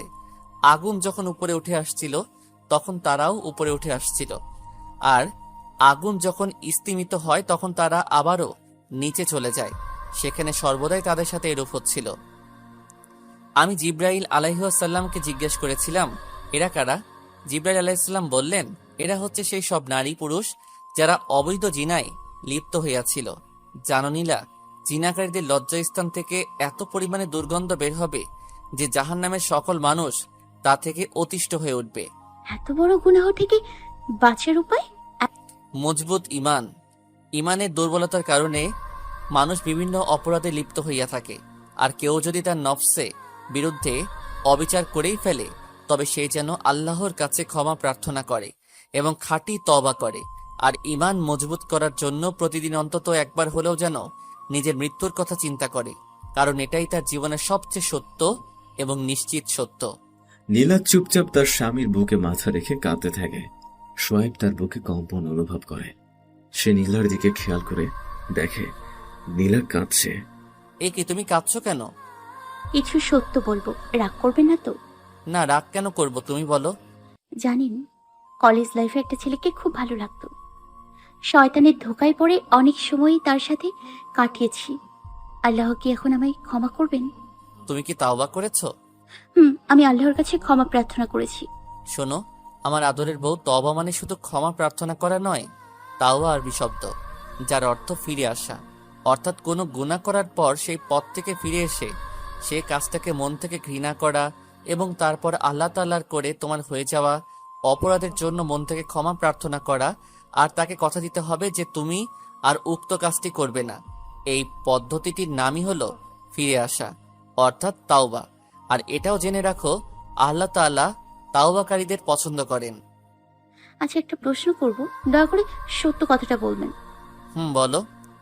আমি দেখতে এতটাই খারাপ যে কলেজের কোনো ছেলে আমার সাথে সম্পর্কেই জড়াতে চাইতো না, কিন্তু সেই আমাকে আপনি হাসি মুখে মেনে নিলেন।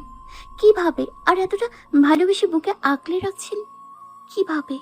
সোয়েব নীলার কপালে একটা চুমু খেয়ে বলতে শুরু করে, তুমি একদমই দেখতে খারাপ নাও। অন্যরা কি দেখে দেখো, কিন্তু তুমি আমার কাছে অনেক সুন্দর। আমি আশা করি আমার স্ত্রী একজন জান্নাতি মহিলা, আর জান্নাতীরা কখনোই কুৎসিত নয়। আল্লাহ তাআলা বলেন, নিশ্চয়ই আমি মানুষদেরকে সুন্দর অবয়বে সৃষ্টি করেছি। সূরা ৩ আয়াত ৪, যেখানে আল্লাহ বলেন তিনি তোমাকে সুন্দর করে সৃষ্টি করেছেন, সেখানে মানুষের কথার কোনো দামই নাই। এভাবে কি সবসময় আমার পাশে থাকবেন? আল্লাহ যতদিন রাখবেন ততদিন তো অবশ্যই থাকবো। নীলা সোয়েবকে শক্ত করে জড়িয়ে তার বুকে মাথায় রেখে কাঁদতে থাকে। তবে এটা দুঃখের কান্না নয়, এটা অনেক বড় কিছু প্রাপ্তির কান্না। নীলা তার প্রত্যাশিত ভালোবাসা পেয়ে গেছে, আর এই ভালোবাসায় কোনো দোষ নেই। এটা অপরাধ নয়, এটা আল্লাহ তাআলাই তাদের দুজনের মধ্যে সৃষ্টি করে দিয়েছেন। হ্যাঁ, এটাই হালাল ভালোবাসা। নীলা, হুম। অনেক রাত হয়েছে আর খুব ঠান্ডা পড়ছে, চলো ঘরে যাই। আর একটু থাকি, খুব ভালো লাগছে। সোয়েব কিছু বলল না। সেখানে আরো কিছুক্ষণ সময় পার করে ঘরে এসে শুয়ে পড়ল। নীলা আজ তার স্বামীর বুকে মাথা রেখে ঘুমিয়ে পড়ল। রাত ৩টার দিকে সোয়েবের ঘুম ভেঙে গেল, আর এটা তার অভ্যাস হয়ে গেছে। আগে কষ্ট হলেও এই সময় অনেক চেষ্টা করে হলেও ঘুম থেকে উঠত, কারণ সে জানে রাতেই এই সময়টায় তার রব প্রথম আসমানে এসে তার বান্দাদেরকে তার কাছ থেকে কিছু চেয়ে নিতে বলেন। আজ সোয়েবের ঘুম ভেঙে দেখল নীলা এখনো তার বুকের উপর ঘুমিয়ে আছে। সোয়েব নীলার কপালে চুমু এঁকে দিয়ে আস্তে করে তাকে বালিশে শুইয়ে দিয়ে বিছানা ছেড়ে উঠছিল, এমন সময় সোয়েবের হাত ধরল নীলা। সোয়েব নীলার দিকে তাকিয়ে দেখে নীলার ঘুম ভেঙে গেছে। আপনি আমায় কেন ডাকেন না? গতকালও একাই আল্লাহর কাছে কাঁদলেন। আমি কি এই সময় আল্লাহর কাছে কিছু চাইতে পারি না? নীলার কথায় সোয়েবের মুখে হাসি ফুটে ওঠে। হ্যাঁ, সোয়েব নীলাকে ইচ্ছে করেই ডাকেনি। সে ভেবেছিল এত তাড়াতাড়ি নীলাকে ডাকলে হয়তো সে রাগ করবে, কারণ নীলার ঈমান এখনো মজবুত হয়নি। তাই নীলার মুখ থেকে কথা শুনে বেশ খুশি হয় সে। দাঁড়িয়ে হাসছেন কেন? আর আমায় ঘুম থেকে ডাকলেন না কেন? কাল থেকে ডাকবো ইনশাল্লাহ। তারপর দুজনেই ফ্রেশ হয়ে অজু করে তাহাজ্জুদ নামাজ আদায় করে নিল। নামাজ শেষ করে তারা তাদের রবের কাছ থেকে নিজেদের কিছু প্রয়োজন চেয়ে, যা তাদের ইহকাল এবং পরকালের কাজে আসবে। তারপর সোয়েব এসে বিছানায় শুয়ে পড়ল। নীলাও এসে সোয়েবের বুকে মাথা রেখে শুল। এ কি, তুমি এখানে শুচ্ছ কেন? তো কোথায় শুব? তোমার বালিশে সব। না, বালিশে শুলে ফজরে যদি আপনি না ডাকেন তাহলে হয়তো উঠতে পারবো না। তার থেকে ভালো আমি এখানেই শুব। আপনি নামাজের জন্য উঠলে আমারও ঘুম ভেঙে যাবে। নীলার কথা শুনে সোয়েব তাকে জড়িয়ে নিল বুকের মাঝে। বাহ, আমার বউটা তো বেশ চালাক। জি জনাব। নীলা, হুম। মনে আছে তুমি না বলেছিলে ইসলাম অনেক কঠিন? দেখো, আজ নিজের দিকে তাকিয়ে এই শীতের রাতে আরামের বিছানা ছেড়ে তুমি নিজেই উঠে গেছো। এমন শীতের মধ্যেও ঠান্ডা পানি দিয়ে অজু করে আল্লাহকে সেজদা করলে। এখনো কি মনে হয় ইসলাম কঠিন? ইসলাম একদমই কঠিন নয়, বরং এতেই শান্তি লুকিয়ে আছে। সত্যি বলছি, এই মুহূর্তে আমার যে কতটা ভালো লাগছে আমি আপনাকে বলে বোঝাতে পারবো না। আপনাকে অনেক ধন্যবাদ আমাকে আমার বরের সাথে পরিচিত করানোর জন্য। বউ, কখনো ধন্যবাদ বলবা না, কারণ এটা কোনো কাজে আসে না। এমন কিছু বলো যা বললে নেকিও হয় এবং সেটা আল্লাহ তাআলার পক্ষ থেকে মঙ্গলও নিয়ে আসবে। তাহলে কি বলবো? জাজাকাল্লাহ খাইরন। এর অর্থ আল্লাহ আপনাকে উত্তম প্রতিদান দান করুক। জাজাকাল্লার খয়রন। ওয়া ইয়াকি, এটার মানে কি? এর মানে তোমার প্রতিও। এরকম আরো কিছুক্ষণ কথা বলে দুজনেই ঘুমিয়ে যায়। সকালে সোয়েব আর তার বাবা মসজিদ থেকে বাড়ি ফেরে। নীলা তখন তার মায়ের সাথে রান্নাঘরে। সোয়েব নিজের ঘরে গিয়ে কুরআন নিয়ে বসে। এটা তার প্রতিদিনের কাজ। কুরআন তিলাওয়াত এবং তাফসির পড়ার পর সোয়েব গোসল করে নিচে যায়। আজ অফিস আছে, তার একটু দাঁড়াই আছে সে। মা টেবিলে খাবার দেয়। নীলা সবাইকে খাবার পরিবেশন করে, কিন্তু নিজে বসছে না। সবাই বলেছে নীলাকে বসতে, কিন্তু সে বলল, আমি পরে খাবো, আপনাদের শেষ হোক। খাওয়ার মাঝে সোয়েব লক্ষ্য করল নীলা কেমন যেন তার দিকে তাকিয়ে আছে। কিছু বলবে? না, আপনি খেয়ে নিন। মা বাবার খাওয়া শেষ হলে তারা নীলাকে খেতে বসতে বলে চলে গেল। সোয়েব খাওয়া শেষ করে। নিন মহারানী, আমাদের খাওয়া শেষ, এবার তো আপনি খেতে বসুন। আমি খাবো না, আমার খিদে নেই। সোয়েব চিন্তায় পড়ে গেল, হঠাৎ কি হলো। সোয়েব একটু ভালো করে চিন্তা করলো। ইস, আমার তো মনেই ছিল না। মহারানী মনে হয় রাগ করেছে, এখন রাগ ভাঙাতে হবে। সোয়েব নীলার কাছে গেল। সরি মহারানী, আমার ভুল হয়ে গেছে। কি ভুল করেছেন আপনি? আজ অফিস আছে তো, তাই তাড়াই ছিলাম, যে কারণে ভুলেই গেছি। তুমি নিজে হাতে খেতে পারবে না? তো আমাকে রেখে একা একা খেলেন কেন? বললাম বাবা, ভুল হয়ে গেছে। দেখি তোমার হাতের এখন কি অবস্থা। সোয়েব নীলার হাতে চুমু খেল। প্রায় ঠিক হয়ে গেছে, আলহামদুলিল্লাহ। চলো তোমায় খাইয়ে দেই। নীলা বাচ্চা মেয়ের মতো চেয়ারে বসে পড়ে। সোয়েব নীলার অবস্থা দেখে হেসে দেয়। নীলার জন্য খাবার নিয়ে তাকে খাইয়ে দিতে থাকে। একটা প্রশ্ন করব? বলো। আপনি সবসময় এমন হাসেন কেন?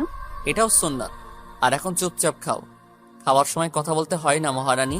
সোয়েবের কথা শুনে নীলা চুপচাপ খেতে লাগলো। খাওয়া শেষে সোয়েব অফিসের জন্য প্রস্তুত হচ্ছে। নীলা, নীলা, জি বলুন। রান্নাঘরে আছি। এদিকে আসো। কিছুক্ষণ পর জি, কিছু বলবেন? অফিসে যাব তো। তো যান। আমি কি আপনাকে না করেছি? চুল আশ্রে দাও। আমি চুল আছড়ে দিব? আপনি কি ছোট বাচ্চা নাকি? আমার বউকে যদি ছোট বাচ্চাদের মতো খাইয়ে দিতে হয়, তাহলে আমার বউ কেন আমার চুল আশ্রয় দিতে পারবে না? ও, এই কথা। আসুন, আশ্রে দিচ্ছি। সোয়েবের চুল আঁচড়ে দেওয়ার পর নীলা সোয়েবকে দেখে হাসছে।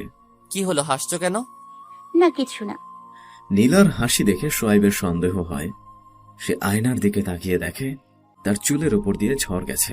নীলা এমন ভাবে চুল আঁচড়েছে যা দেখে সোয়েবের নিজেরই হাসি পাচ্ছে। ও তো এই হইল ব্যাপার। তাই তো বলি, মহারানী এত হাসছে কেন? আপনাকে খুব সুন্দর লাগছে। ঠিক আছে মহারানী, যখন এত কষ্ট করে আশ্রয় দিয়েছেন, আজ এভাবেই অফিসে যাব। এই না না, এভাবে গেলে সবাই হাসবে। আমি ঠিক করে দিচ্ছি। নীলা সোয়েবের চুল ঠিক করে দিচ্ছে। সোয়েব এক ধ্যানে তার দিকে তাকিয়ে আছে। নিন, হয়ে গেছে। নিজের খেয়াল রেখো। বলেই নীলার কপালে একটা চুমু দিয়ে নিজের ব্যাগ নিয়ে দরজার দিকে হাঁটতে থাকে সোয়েব। নীলাও চলে তার পিছু পিছু। সোয়েব চলে যায়। বের হয়ে নীলা আল্লাহর কাছে তার স্বামীর নিরাপত্তা প্রার্থনা করে। দুপুরে নীলা ফোন দেয় সোয়েবকে। আসসালামু আলাইকুম। ওয়ালাইকুম আসসালাম। জি, কিছু বলবেন মহারানী? আপনি দুপুরে খাবার খেয়েছেন? জি মহারানী।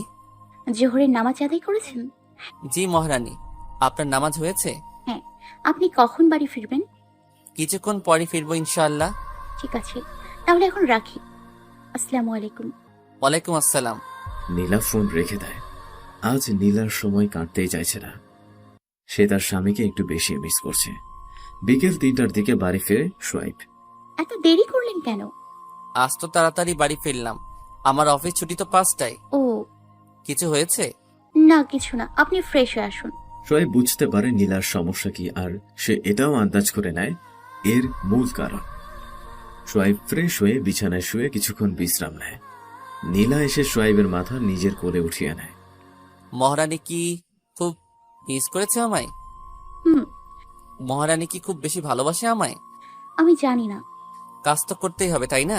হুম। সোয়াইব আর কিছু বলে না। নীলা সোয়াইবের মাথায় হাত বুলিয়ে দেয়। সোয়াইব নীলার কোলে ঘুমিয়ে পড়ে। এদিকে আসরের আজান হয়ে যায়। নীলার মন চাইছে সোয়াইবকে ডেকে দিতে, কিন্তু আবার মনে হচ্ছে অফিস থেকে আসলো, এখন সে ক্লান্ত হয়, তাই থাক। নীলা সেভাবেই বসে থাকে। আসরের সময় যখন মাখরু, তখন সোয়াইবের ঘুম ভাঙে। ঘুম থেকে উঠে দেখে নীলা এখনো সেভাবেই বসে আছে। বেলার দিকে তাকিয়ে দেখে আসরের সময় প্রায় শেষ। নীলা, আসরের আজান হয়েছে? হ্যাঁ।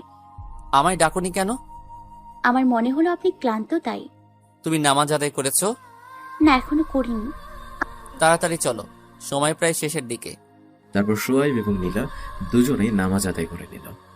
সোয়াইব নীলাকে এই বিষয়ে কিছুই বলল না। নামাজের পর বিকেলে সোয়াইব বাজারের দিকে গেল।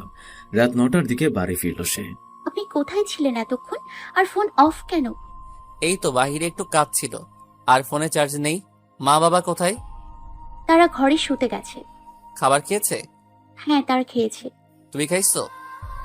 না, আপনার জন্য বসছিলাম। তুমি খাবার রেডি করো, আমি ফ্রেশ হয়ে আসছি। সোয়াইব নীলাকে খাইয়ে দিচ্ছিল, এমন সময় নীলা খাবার নিয়ে সোয়াইবকে খাইয়ে দিতে লাগলো। তোমার হাত তো ঠিক হয়ে গেছে, তাহলে আমায় খাইয়ে দিতে বললে কেন? আপনার হাতেই খেতে ভালো লাগে। তাহলে আর কতদিন খাইয়ে দিতে হবে? আপনার ভালো না লাগলে আর খাইয়ে দিতে হবে না। আরে মহারানী, রাগ করে কেন? আমি তো এমনি জানতে চাইলাম। নাও, হা করো। খাওয়া শেষে প্রতিদিনের মতোই তারা বাগানের দোলনাটিতে গেল। নীলা বরাবরের মতো আজকেও একটা চাদর নিল দুজনের মধ্যে। চাঁদের আলোয় দুজন এক চাদরের ভেতরে বসা। দিনের এই সময়টা নীলার কাছে সব থেকে পছন্দের। মহারানী, একটা প্রশ্ন করব? বলুন। আমায় কতটা ভালোবাসো? অনেক ভালোবাসি, সত্যি বলছি। জানি না কতটা, তবে অনেক বেশি ভালোবাসি আপনাকে। এই ভালোবাসার উদ্দেশ্য কি? মানে কোন স্বার্থে আমায় এত ভালোবাসো? স্বামীর মুখে এই কথা শুনে স্বামীর মুখের দিকে তাকায় নীলা। আরে বলো না, কোন স্বার্থ হাসিলের জন্য আমায় এতটা ভালোবাসো? আপনি কি বলছেন? স্বার্থের জন্য কেন ভালোবাসবো? আপনি আমার স্বামী, আমার সবচেয়ে প্রিয় মানুষ। আপনাকে কেন স্বার্থের জন্য ভালোবাসবো? তুই যদি কোনো স্বার্থের জন্য আমায় ভালো না বেসে থাকো, তাহলে তোমার ভালোবাসা আমার আর তোমার কোনো উপকারে আসবে না, বরং এই ভালোবাসা আমাদের গোমড়া করে দিবে। আপনি কি বলছেন এগুলো? নীলা, মনোযোগ দিয়ে শোনো। আমি তোমায়, আমার বাবা মাকে এবং আমার মুমিন ভাইদের ভালোবাসি একমাত্র আল্লাহ তাআলাকে খুশি করার জন্য। জানো নীলা, বর্তমান সমাজের প্রায় সবাই এই কথাগুলো শুনেছে। পড়ালেখা করো, ভালো রেজাল্ট করো, তোর আগামী অনেক ভালো হবে। বুড়ো বয়সে কষ্ট করতে হবে না। এখন পড়ালেখা না করলে অনেক আফসোস করতে হবে। কষ্ট করে জীবন পার করতে হবে, না খেয়ে মরতে হবে। এই কথাগুলো আমাদের সমাজের প্রত্যেকটা ছাত্রই শুনে থাকে, তার মা বাবার কাছ থেকে, আপন জনদের কাছ থেকে। তারা ছেলেটির ভালো চায়, তাই এই কথাগুলো বলে। তারা ছেলেটাকে ভালোবাসে, কিন্তু এই ভালোবাসা নিঃস্বার্থ, যার পিছনে তাদের কোনো স্বার্থ নাই। এখন তাদের উপদেশগুলোর দিকে লক্ষ্য করে দেখো, উপদেশগুলোর কতটুকু কাজে আসছে। তাদের উপদেশগুলো যদি ওই ছেলেটা মেনেও নেয়, তবে তাদের কতটা উপকার হচ্ছে। কেউ যদি ওই ছেলেটাকে একমাত্র আল্লাহ তাআলাকে খুশি করার উদ্দেশ্যে ভালোবাসে, বলতো, ভাই নামাজ পড়, তোর সেই রবকে চিনে নে যে তোকে এমন অবস্থা থেকে সৃষ্টি করেছে যখন তোর কোনো চিহ্নই ছিল না। আবার একদিন এমন সময় আসবে যখন তোর কোনো চিহ্নই থাকবে না এই সমাজে। যতটুকু সময় আছে ভাই, তোমার রবের দিকে ফিরে যাও, কারণ তুমি চাও বা নাই চাও, একদিন তার সামনে তোমাকে দাঁড়াতেই হবে, এবং সেদিন তোমার এই দুনিয়ার জীবনের সবকিছুর হিসাবই তিনি নিবেন। এই উপদেশের পর যদি ওই ছেলেটি একটিও আমল করত, তবে ওই আমলের সমপরিমাণ নেকি ওই উপদেশদাতার আমল নামায়ও যোগ হতো। মুমিনরা কিছুই অপচয় করে না, সেটা না সময় না নিজের মুখের কথা। নীলা, আমি জানি তুমি আমায় খুব ভালোবাসো, এবার তোমাকে দিয়েই এই কথাটা বোঝাই, দয়া করে রাগ করবা না তো? না, আপনি বলুন। আজ বিকেলের ঘটনাটা খেয়াল করো। আমি তোমার ভালোবাসার প্রমাণ পেয়েছি, কারণ আমি যখন ঘুমিয়েছি আজান হওয়া সত্ত্বেও তুমি আমায় ডাকোনি, আমি ক্লান্ত ভেবে। আমি যখন তোমার কোলে মাথা রেখে ঘুমিয়েছিলাম তখন তুমি উঠে কোথাও যাওনি আমার ঘুমের সমস্যা হবে ভেবে। এটা ছিল আমার প্রতি তোমার নিঃস্বার্থ ভালোবাসা। এখন তুমি যদি আল্লাহর সন্তুষ্টি অর্জনের উদ্দেশ্যে আমায় ভালোবাসতে, তাহলে যখন আজান হয়েছিল তখন সাথে সাথে তুমি আমায় ডেকে দিতে, কারণ আমার সামান্য ক্লান্তি আল্লাহ তাআলার ফরজ হুকুমের কাছে কিছুই নয়। আর তোমার ভালোবাসাটাও এত গভীর হতো যে তখন তুমি আমার ঘুমের সমস্যার কথা চিন্তা করতে না, তখন তুমি চিন্তা করতে জাহান্নামের ভয়াবহ আযাবের কথা। নীলা, একটু খেয়াল করে দেখো, সামান্য আগুনের ছ্যাঁকা লাগায় তোমার হাতে ফোসকা পড়ে গেছে। আজ 2 দিন সমস্যায় ভুগছ। তুমি জানো জাহান্নামের আগুন এর থেকে 70 গুণ বেশি উত্তপ্ত হবে। সেই আগুন এতই উত্তপ্ত হবে যে তার রং হবে কালো। নীলা, তুমি রাগ করো না, আমি তোমার উপর অসন্তুষ্ট নই। আমি শুধু তোমার একটা ভুল ধরিয়ে দিলাম যা তুমি ঠিক করে নিতে পারবে। তুমি যদি আমায় আল্লাহ তাআলার চেয়েও বেশি ভালোবাসো, তবে সেই ভালোবাসাই আমাদের দুজনকেই জাহান্নামে নিতে সক্ষম। সূরা মুনাফিকুন এ আল্লাহ তাআলা বলেন, হে মুমিনগণ, তোমাদের সম্পদ, সন্তান, সন্ততি যেন তোমাদেরকে আল্লাহ তাআলার জিকির হতে গাফেল না করে। যারা তা করে তারাই হলো ক্ষতিগ্রস্ত। আয়াত 9। সূরা মুনাফিকুনে আল্লাহ তাআলা মুনাফিকদের পরিচয় তুলে ধরেছেন আর সাথে তাদের ভয়াবহ শাস্তির কথাও। আর আল্লাহ তাআলা উক্ত আয়াতটি মুমিনদের উপদেশ স্বরূপ নাজিল করেছেন। এই আয়াতে সম্পদ, সন্তান, সন্ততি দ্বারা দুনিয়ার সব কিছুকেই বোঝানো হয়েছে। অর্থাৎ দুনিয়ার কোনো মহব্বতই যেন আমাদের আল্লাহ তাআলার পথ থেকে হাফেল না করেন। অন্যত্র আল্লাহ তাআলা বলেন, কিন্তু যারা ঈমানদার তারা আল্লাহকে ভালোবাসে সর্বাধিক। সূরা বাকারা আয়াত 165। নীলা, আমি তোমার কাছে নিঃস্বার্থ ভালোবাসা চাই না। আমি চাই তুমি একমাত্র আল্লাহ তাআলার সন্তুষ্টি অর্জনের উদ্দেশ্যেই আমায় ভালোবাসো। এটা তোমার এবং আমার উভয়েরই জন্যই মঙ্গলজনক। দেখো নীলা, আমি জানি আজ আমি অফিসে থাকায় তোমার একদমই ভালো লাগেনি, কারণ তোমার কাছে সবচেয়ে গুরুত্বপূর্ণ আমি ছিলাম, তাই তুমি আমার শূন্যতা অনুভব করেছো। কিন্তু নীলা, তোমার কাছে যদি আল্লাহ তাআলাই সবচেয়ে বেশি গুরুত্বপূর্ণ হতো, তবে তুমি সব সময় তাকে স্মরণ করতে আর তারই জিকির করতে, যা তোমার জন্য মঙ্গলময়। নীলা, আমার কথা শুনছো? আমি এতদিন কিসের মধ্যে ছিলাম? আমি কেন এতটা অন্ধকারে আবদ্ধ ছিলাম? কারণ তুমি কোরআন থেকে বিচ্ছিন্ন ছিলে। আসলে নীলা, আমরা কোরআন নিয়ে চিন্তাই করি না। আর আরেকটি কারণ হলো আমরা বাকিতে বিশ্বাস করি না। বাকিতে বিশ্বাস মানে? বাকিতে তো প্রায় সবাই বিশ্বাস করে। লোন, ঋণ, বাকিতে বেচা কেনা এগুলোই হয়। বাকি বলতে আমি এগুলো বলিনি। বাকি বলতে গায়েবের কথা বলেছি। যেমন আল্লাহ তাআলা নিজেই সবচেয়ে বড় গায়েব, জান্নাত জাহান্নাম গায়েব, কিয়ামত গায়েব, হাসর গায়েব, কুল সিরাত গায়েব, ফেরেশতা গায়েব। আমরা এগুলোই বিশ্বাস করি না, আর বিশ্বাস করলেও বেশি একটা গুরুত্ব দেই না। নীলা, খেয়াল করো, একজন ব্যবসায়ী একজন ক্রেতাকে তার ব্যবসায়ের পণ্য বাকিতে দিয়ে দেয় এই বিশ্বাসে যে সেই ক্রেতা পরবর্তীতে তার মূল্য পরিশোধ করবে। কিন্তু নীলা, সেই ব্যবসায়ীকে যদি বলি, ভাই চলেন, আজান হয়েছে, নামাজ পড়ে আসি, সে বলবে, ভাই আমাদের ব্যবসা রেখে কিভাবে নামাজে যাই বলো? তো এখানে খেয়াল করো, একই ব্যক্তি একটা মানুষকে বিশ্বাস করে তার ব্যবসায়ে পণ্য দিয়ে যাচ্ছে এই ভেবে যে সে এর মূল্য পরবর্তীতে দিবে, কিন্তু সেই মানুষটি আল্লাহর ফরজ হুকুমের জন্য একটু সময় দিতে চাইছে না, কারণ তার মনে এই বিশ্বাস নেই যে এখনের দেওয়া সামান্য সময়ের বিনিময়ে আল্লাহ তাআলা তাকে অনেক বড় পুরস্কার দিবেন হাসরের ময়দানে। আমরা প্রায় সব মুসলমানই জান্নাত জাহান্নাম সম্পর্কে জানি। জান্নাত সুখের স্থান, সেখানে কোনো কষ্ট নাই, আর জাহান্নাম কষ্টের স্থান, সেখানে শুধু কষ্ট আর কষ্ট। তাও আমরা কতজন জান্নাত পাওয়ার এবং জাহান্নাম থেকে মুক্তির চেষ্টা করি? নেই, কোনো চেষ্টাই নেই।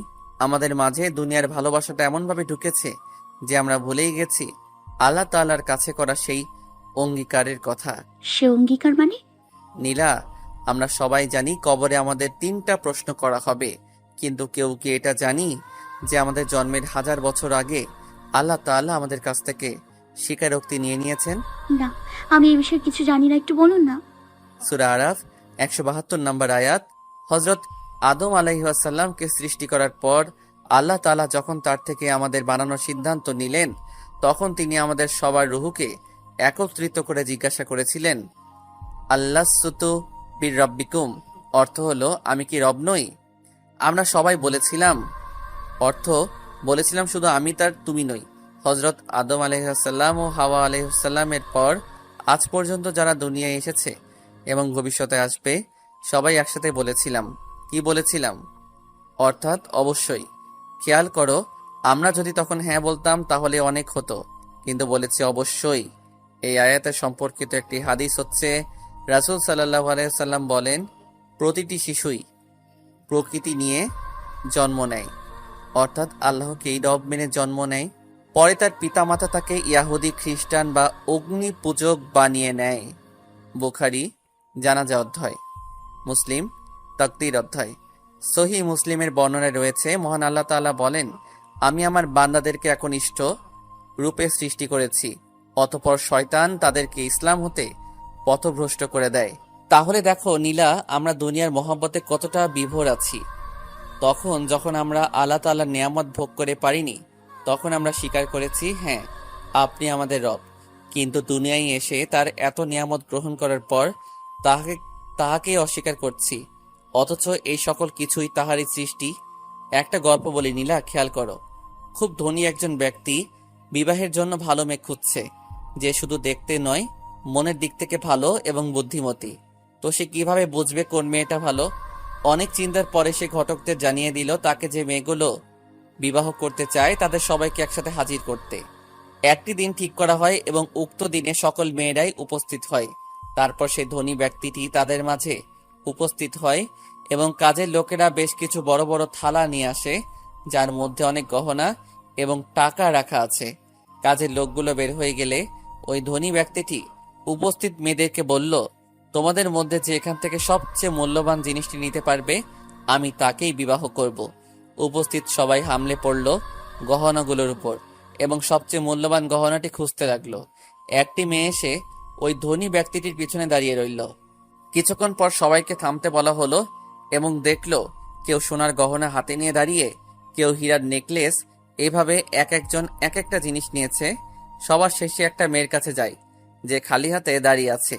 তাকে জিজ্ঞাসা করা হলো, তুমি কি নিয়েছো? মেয়েটি বলল, আমি এখানে সব থেকে দামি জিনিসটাই নিয়েছি। মেয়েটির কথা শুনে বাকি সবাই অবাক হয়ে গেল, কারণ মেয়েটি খালি হাতে দাঁড়িয়েছিল। তাকে জিজ্ঞাসা করা হলো, কি তোমার সেই দামি জিনিসটা?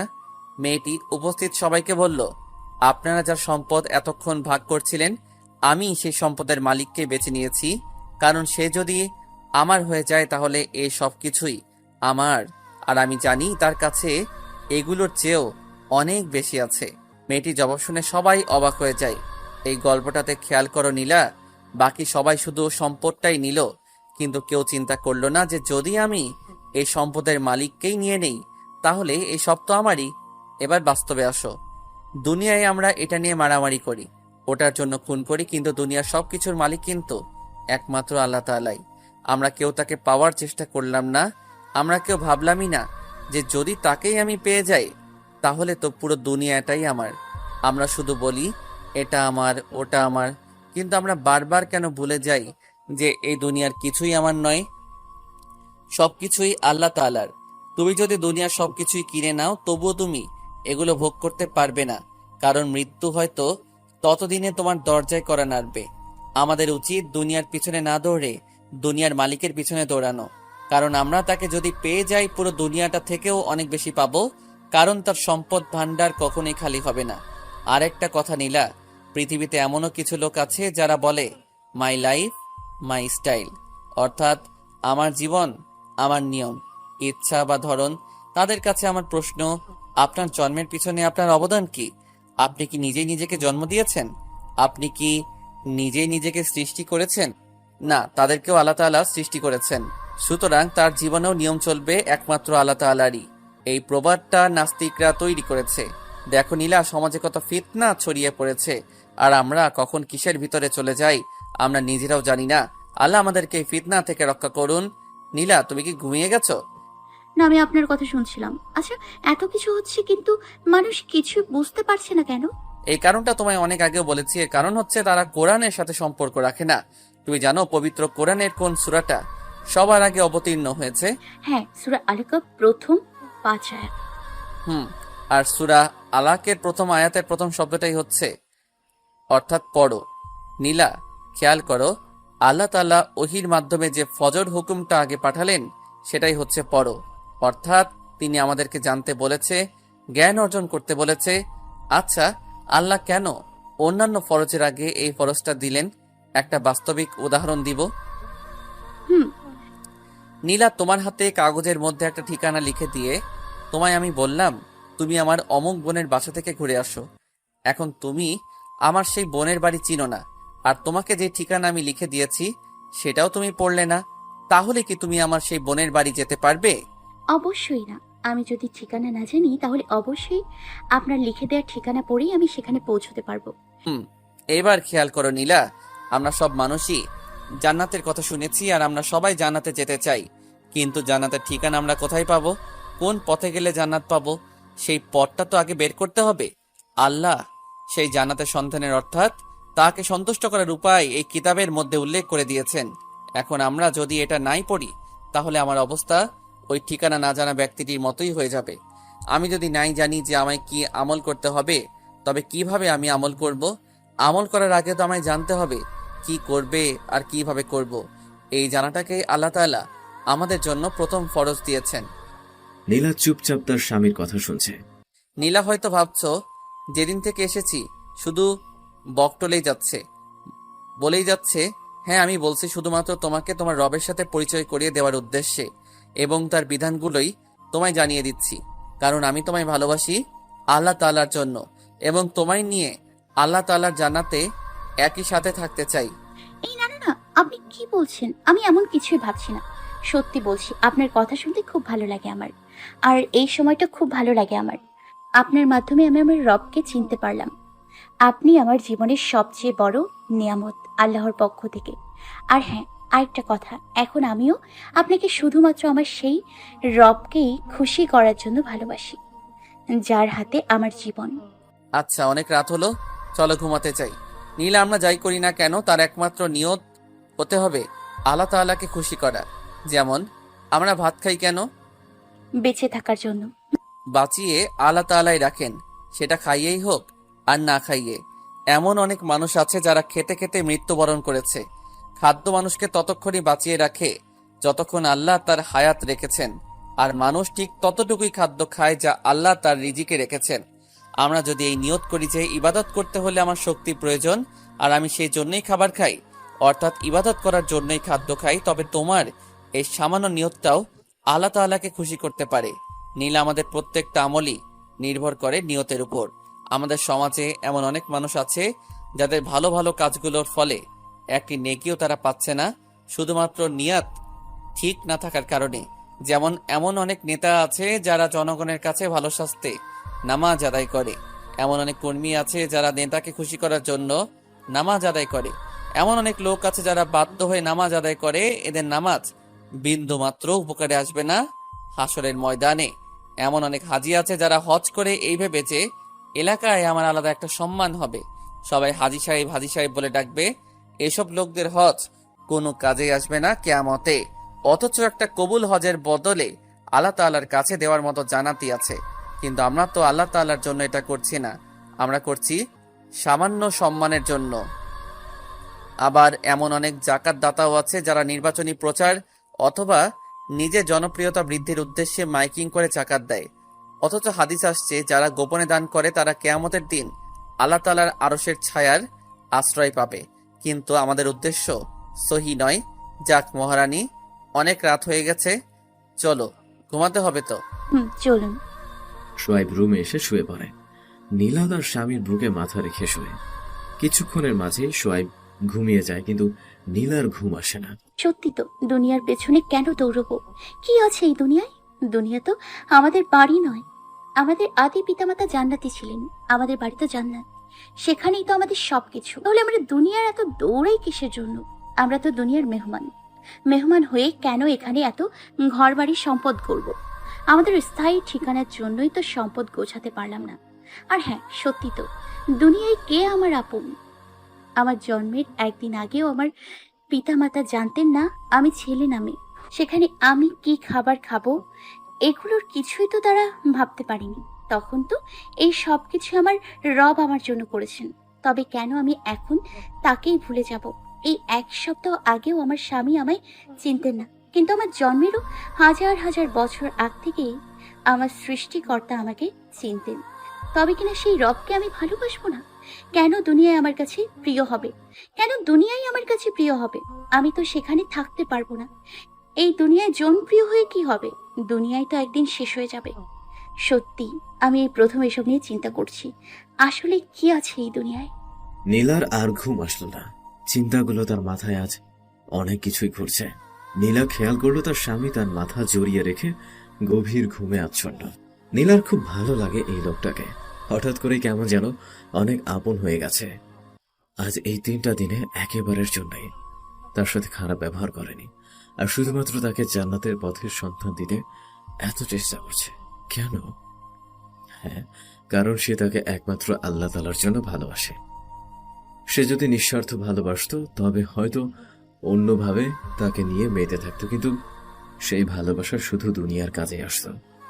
হয়তো তখন সে তার রবের সাথে পরিচিত হতে পারত না। এই লোকটা তার জন্য অনেক বড় একটা নেয়ামত। এটা ভেবে নীলার মন খুশি হয়ে যায়। সে শুকরিয়া আদায় করে আল্লাহ তাআলার কাছে নীলা তার নতুন এই পরিবারটা নিয়ে চিন্তা করে। সত্যি এখানে কারো অতিরিক্ত কোনো চাহিদা নেই, শুধু জীবিকার জন্য যতটুকু প্রয়োজন ততটুকুই নিয়ে সবাই আল্লাহ তাআলার উপর সন্তুষ্ট। আসলে মুমিন ব্যক্তি যতটুকু পায় তাতেই আল্লাহ তাআলার শুকরিয়া আদায় করে, আর কিছু হারালে ধৈর্য ধারণ করে এবং আল্লাহ তাআলার নিকট আশ্রয় প্রার্থনা করে। এসব চিন্তা করতে করতে অনেক রাত হয়ে যায়। নীলার চোখে মুখে ঘুমের ছিটে ফোটাও নেই। নীলা ঘড়ির দিকে তাকিয়ে দেখে রাত 2টো বাজে। নীলা কোনোভাবে তার স্বামীর বুক থেকে নিজেকে ছাড়িয়ে নেয়, এরপর অজু করে দাঁড়িয়ে যায় নিজের রবের সামনে। নীলার মনটা আজকে অনেক ফ্রেশ লাগছে। এই মুহূর্তে কোনো চিন্তাই তার মাথায় নেই। তার মনে হচ্ছে সে যেন তার রবের ঠিক সামনেই দাঁড়িয়ে আছে, আর তার সেজদাগুলো তার রবের কুদরতি পায়ের উপর পড়ছে। নীলার অজান্তেই তার চোখ দিয়ে অঝরে পানি পড়ছে। চিৎকার করে কাঁদতে ইচ্ছে হচ্ছে তার যেন মনে হচ্ছে অনেক দেরি করে ফেলেছে সে নিজের এবং তার রবের পরিচয়টা জানতে। নীলা নামাজ শেষে 2 হাত তুলে তার প্রভুর কাছে নিজের সব অব্যক্ত কথাগুলো বলতে থাকে। নিজের পুরনো সব ভুলের জন্য ক্ষমা প্রার্থনা করে এবং মৃত্যুর আগ পর্যন্ত ঈমান নিয়ে বেঁচে থাকার তৌফিক চায়। নীলা খেয়াল করে তার স্বামী আজ এখনো পর্যন্ত ঘুম থেকে ওঠেনি। রাত 3:42। নীলা নিজেই ডেকে তোলে তার স্বামীকে। নীলা ডাকায় আজ অনেক বেশি খুশি হয়ে সোহাইব, কেননা সে এমনটাই চাইছিল যে তার স্ত্রী তাকে যেন সবসময় জান্নাতের পথে ডাকে। সোহাইব ফ্রেশ হতে চলে যায়। ফিরে এসে নীলার কপালে চুমু খায়। জাজাকাল্লাহ খাইরুন মহারানী, আমায় ডেকে দেওয়ার জন্য। আজ এত তাড়াতাড়ি উঠলে কিভাবে? আজ ঘুম আসছিল না, তাই ভাবলাম সময়টা নষ্ট না করে কাজে লাগাই। তুমি কি একটু ঘুমাওনি? না, ঘুম আসেনি। এইটা ঠিক না মহারানী। আপনি যদি একটু রাত নফল ইবাদত করে পরবর্তী দিনের ফরজ ইবাদত না করতে পারেন তাহলে তো হবে না। শুনো, ঘুম সবার জন্যই দরকার, কেননা এটা ঠিকমতো না হলে শরীর খারাপ করবে, আর এমনটা হলে অন্যান্য ইবাদতগুলোই সমস্যা হবে। কি করব, ঘুম আসছিল না তো। আচ্ছা ঠিক আছে মহারানী, চলুন নামাজ পড়ি। এরপর নীলা আবার তার স্বামীর সাথে নামাজ পড়তে থাকে। কিছুক্ষণ পর, মহারানী আপনি ঘুমাবেন না? আমি কিন্তু শুয়ে পড়লাম। এই যে শুনুন না, আর তো কিছুক্ষণ বাকি ফজরের, এখন না ঘুমালে হয় না? সোহাইব মুচকি হেসে বলে, মহারানী সকালে তো আমার অফিস আছে, আমাকে তো কাজে যেতে হবে। এখন যদি না ঘুমাই তাহলে ঠিকমতো কাজ করতে পারবো না। আল্লাহ তাআলা তো আমাকে 3 জনের দায়িত্ব দিয়েছেন এবং তাদের প্রয়োজন মেটানো আমার জন্য ফরজ করে দিয়েছেন। তার এখন তো একটু ঘুমাতেই হবে। নীলা, একটা জিনিস কি লক্ষ্য করেছো? বর্তমান নারীরা বলছে ইসলাম তাদেরকে অধিকার দেয়নি, তাই এখন তারা রাস্তায় নেমেছে সমান অধিকারের জন্য। নীলা জানো, নারীদের জান্নাতে যাওয়ার জন্য 4টা আমলই যথেষ্ট।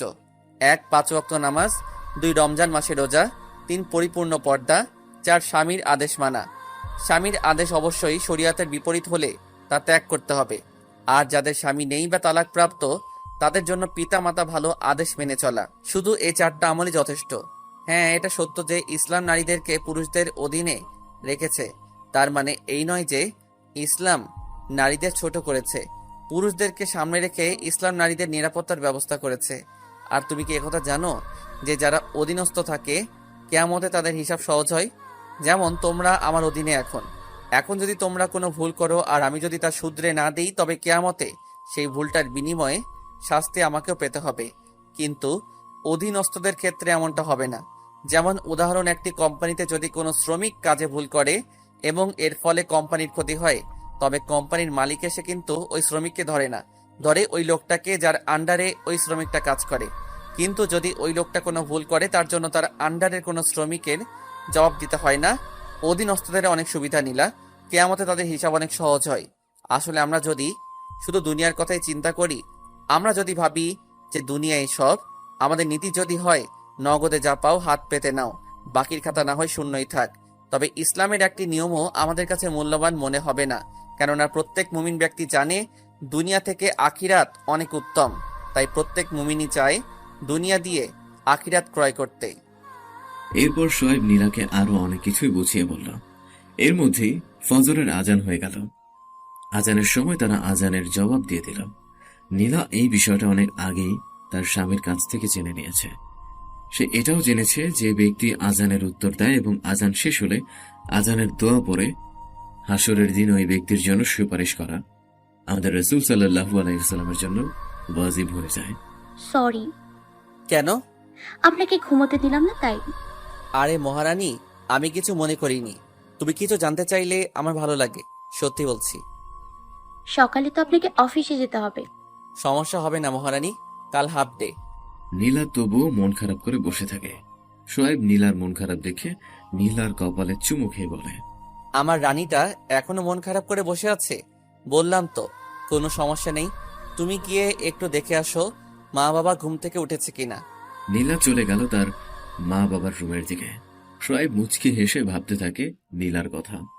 শোয়েব চেয়েছিল একজন দিনদার হাফেজা মেয়েকে বিয়ে করতে। সে আল্লাহর কাছে দোয়া করত যেন তার স্ত্রী একজন দিনদার নারী হয়। কিন্তু যখন শুনেছিল তার বাবা তার বিয়ে ঠিক করে ফেলেছে এবং মেয়ে মডার্ন, তখন খুব খারাপ হয়েছিল। শোয়েব আল্লাহ তাআলার উপর ভরসা করত। তারপর সে চিন্তা করল নিজের স্ত্রীকে সে নিজে চেষ্টা করে দিনের পথে আনবে। মাশাআল্লাহ, নীলার এখন বেশ অনেকটাই পরিবর্তন দেখা যায়। এটা আল্লাহ তাআলার ইচ্ছা ছাড়া কখনোই সম্ভব ছিল না, কারণ আল্লাহ তাআলাই হেদায়েত দান করার ক্ষমতা রাখেন। বাবা মা উঠেছেন, আপনি কি সুন্নত নামাজ পড়বেন না? হ্যাঁ পড়বো, চলো। এরপর শোয়েব আর নীলা ফজরের সুন্নত নামাজ আদায় করে নিল। এরপর তারা দুজনে আরো কিছু কথা বলল নিজেদের মধ্যে। এরপর শোয়েব তার বাবার সাথে মসজিদের দিকে হাঁটে। নীলা বাড়িতে তার মায়ের সাথে ফরজ নামাজ আদায় করে কিছুক্ষণ কোরআন পড়ে দুজনেই। তারপর শুরু করে নিজেদের দৈনিক কাজ। শোয়েব মসজিদ থেকে ফিরে কিছুক্ষণ কুরআন এবং তাফসির পড়ে, তারপর গোসল করে তার কাজের জন্য প্রস্তুত হয়। এরপর সবাই একসাথে খাবার খায়। নীলার ইচ্ছা করে স্বামীর সাথে কিছু সময় কাটাতে, কিন্তু তেমনটা হয়ে ওঠে না। শোয়েব নীলার কপালে চুমু খেয়ে বেরিয়ে যায় নিজের কাজে। নীলা ঘরের কাজগুলো গুছিয়ে বাড়ির পেছনে বাগানটার একটু পরিচর্যা করে। তারপর সে তার বাবা মাকে কিছুটা সময় দেয়। তবুও নীলার হাতে কিছুটা সময় থেকেই যায়। নীলা কি করবে খুঁজে পায় না। হঠাৎ তার স্বামীর কথা মনে পড়ে। নীলা অজু করে নিজের রুমে গেল। স্বামীর রাখা বইয়ের তাকটি থেকে নীলা একটা তাফসিরের বই নিল। নীলা চিন্তা করলো কোন সূরাটা আগে দেখবে। তখনই তার মনে পড়ল সূরা আসরের কথা। নীলা খেয়াল করছে তার স্বামী যখনই একটু চিন্তিত হয়ে যায় তখনই সে এই সূরাটা পড়ে। নীলার জানতে ইচ্ছে হলো আসলে আল্লাহ আমাদের এই সূরার মাধ্যমে কি বলতে চাইছেন। নীলা প্রথম আয়াতটি পড়ার পর তার অর্থ দেখে অবাক হয়ে যায়। সূরাটির প্রথম আয়াতে আল্লাহ তাআলা কালের কসম করেছেন। নীলা অবাক হয়ে যায়, এমন কি গুরুত্বপূর্ণ কথা হতে পারে যে আল্লাহ তাআলা কসম করলেন। নীলা দ্বিতীয় আয়াতটি দেখে আরো বেশি অবাক হয়। এখানে আল্লাহ বলেছেন নিশ্চয়ই মানুষ ক্ষতির মধ্যে আছে। নীলা তাফসির পড়ে জানতে পারল এই আয়াতটির গভীরতা। পরের আয়াতে আল্লাহ তাআলা বলছে, কিন্তু তারা নয় যারা ঈমান আনে, সৎকর্ম করে এবং পরস্পরকে সত্যের উপদেশ দেয় এবং ধৈর্যের উপদেশ দেয়। নীলা এই সূরাটি নিয়ে চিন্তা করতে থাকে। আসলেই তো মানুষ কত বড় ক্ষতির মধ্যে রয়েছে। জন্মের পর কিছুদিনই তারা একটু আনন্দ করতে পারে, তারপর ছোটে অর্থের পেছনে। শান্তির পেছনে, কিন্তু জীবনে এত পরিশ্রম করেও তারা শান্তির খোঁজ পায় না।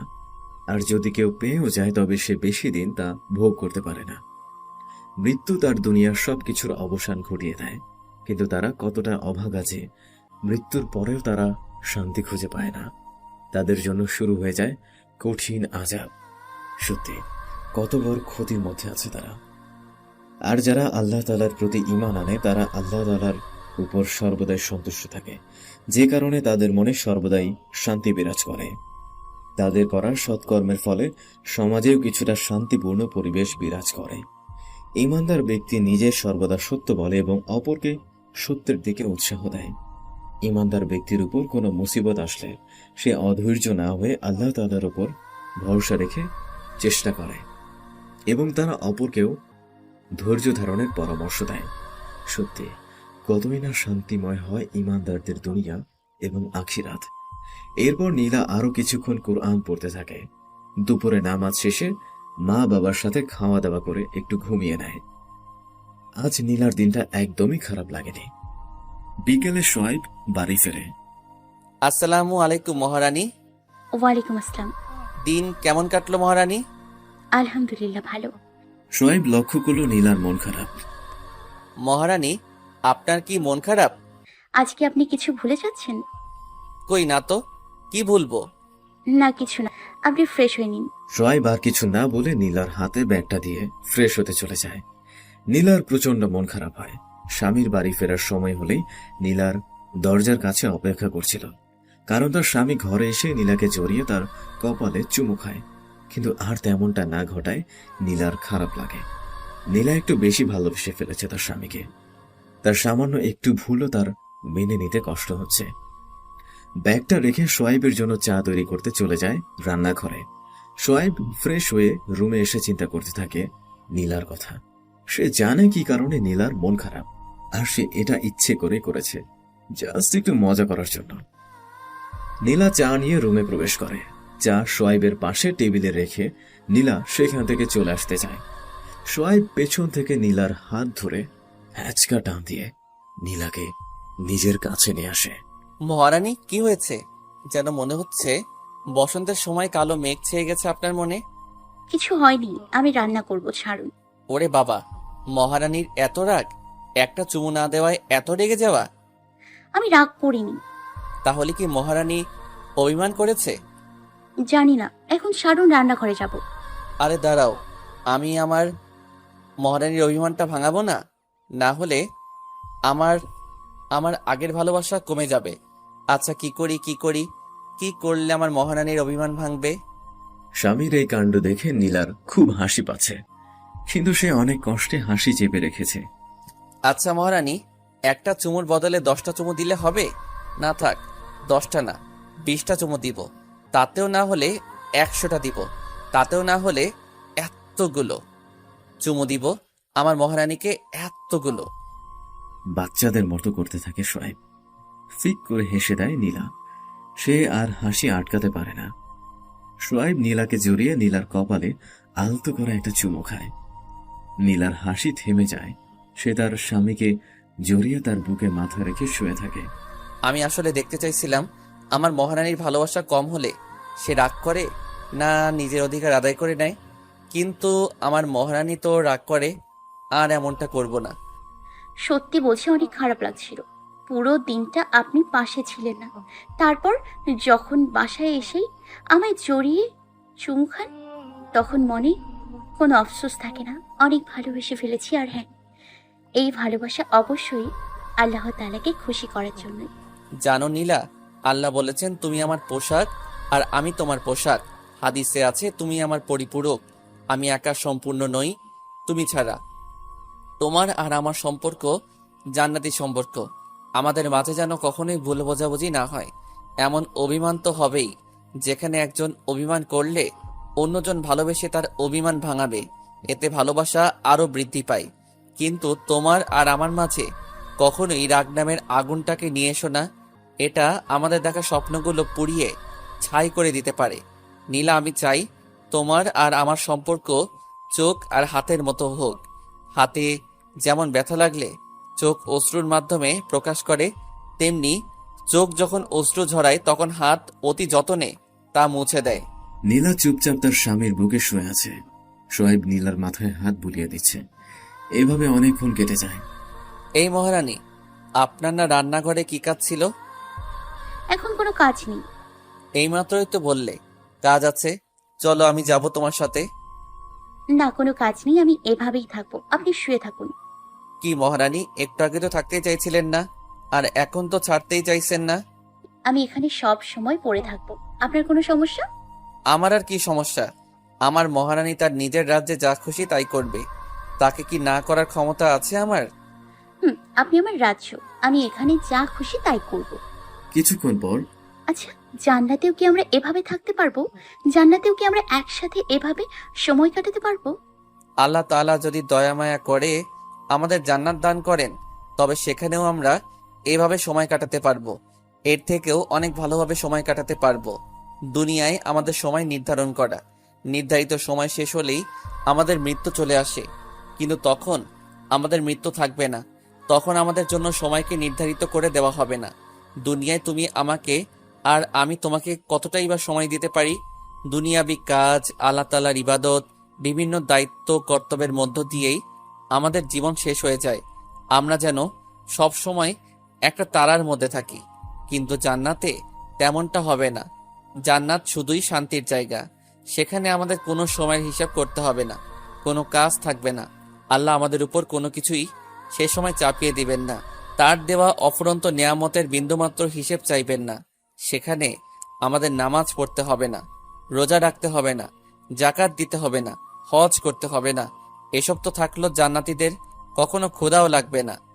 কিন্তু আমি তো শুনেছিলাম জান্নাতীরা জান্নাতে নানা ধরনের খাবার খাবে, যা হবে অনেক চমৎকার। জান্নাতীরা অনেক খাদ্য খাবে, যা দেখতে দুনিয়ার খাবারগুলোর মতো হলেও এর স্বাদ হবে অনেক চমৎকার। কিন্তু জান্নাতীরা ক্ষুধার কারণে এসব খাদ্য খাবে না। তারা এসব খাদ্য আহারের মাধ্যমে বিলাসিতা করবে, শুধুমাত্র আনন্দ ভোগ করার জন্য তারা খাবার গ্রহণ করবে।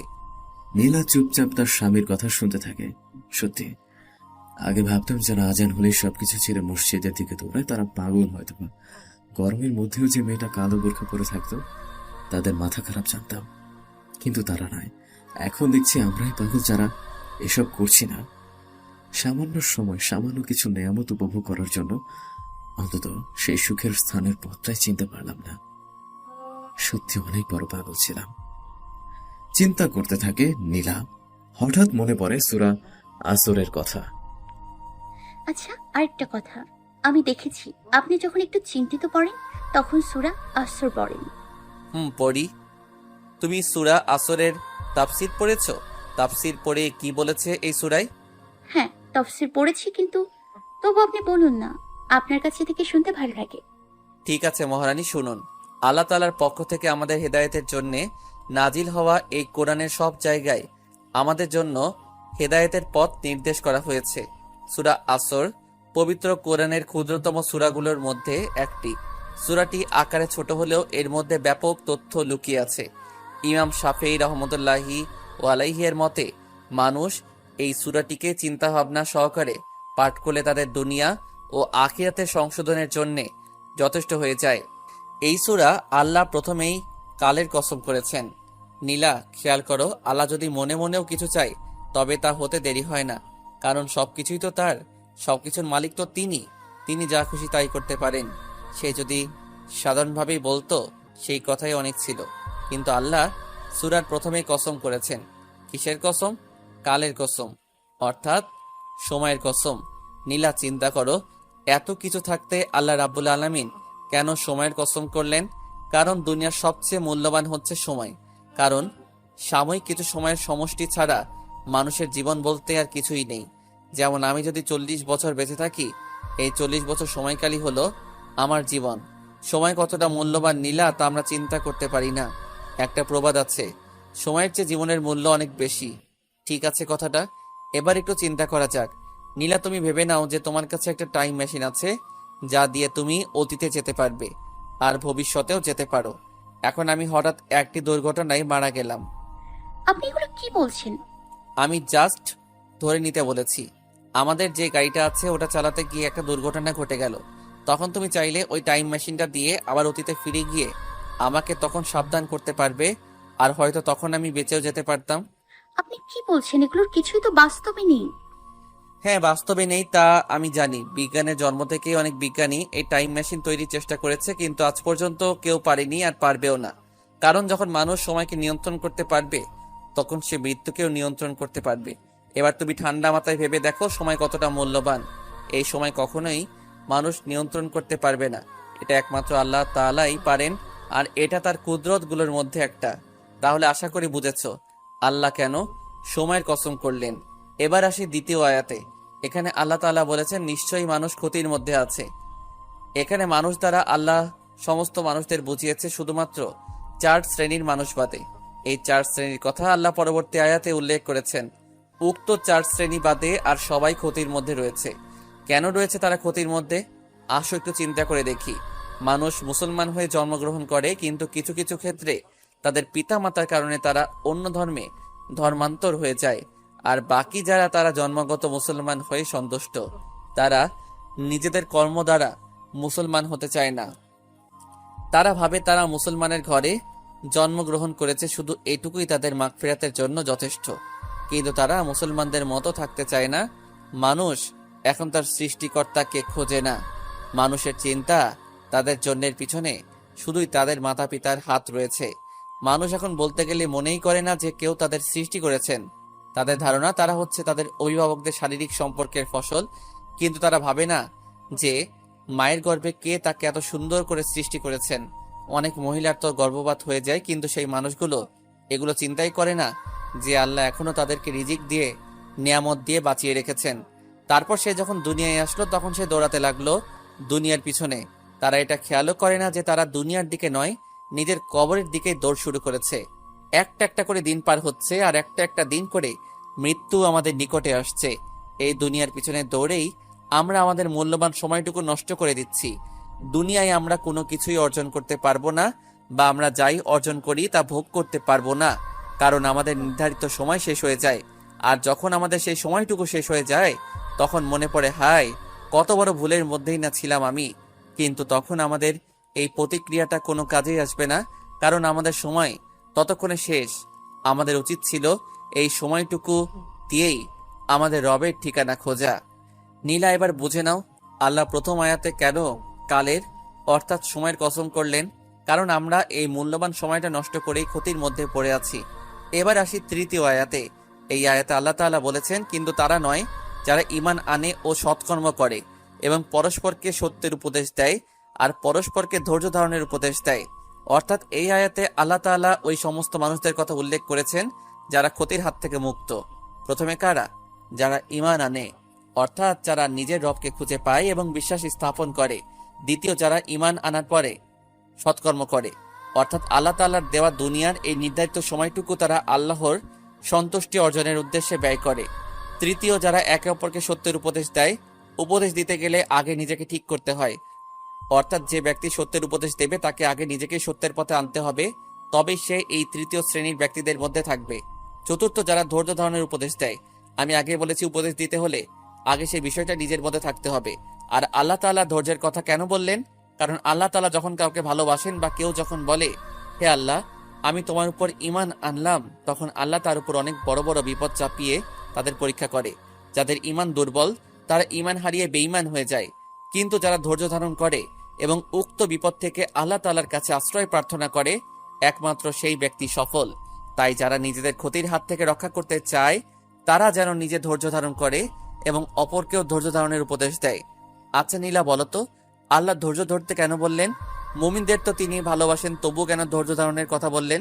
কারণ আল্লাহ তাআলা পবিত্র কোরআনে উল্লেখ করেছেন মানুষ কি মনে করে যে ঈমান এনেছি এ কথা বললেই তাদের পরীক্ষা না করে ছেড়ে দেওয়া হবে।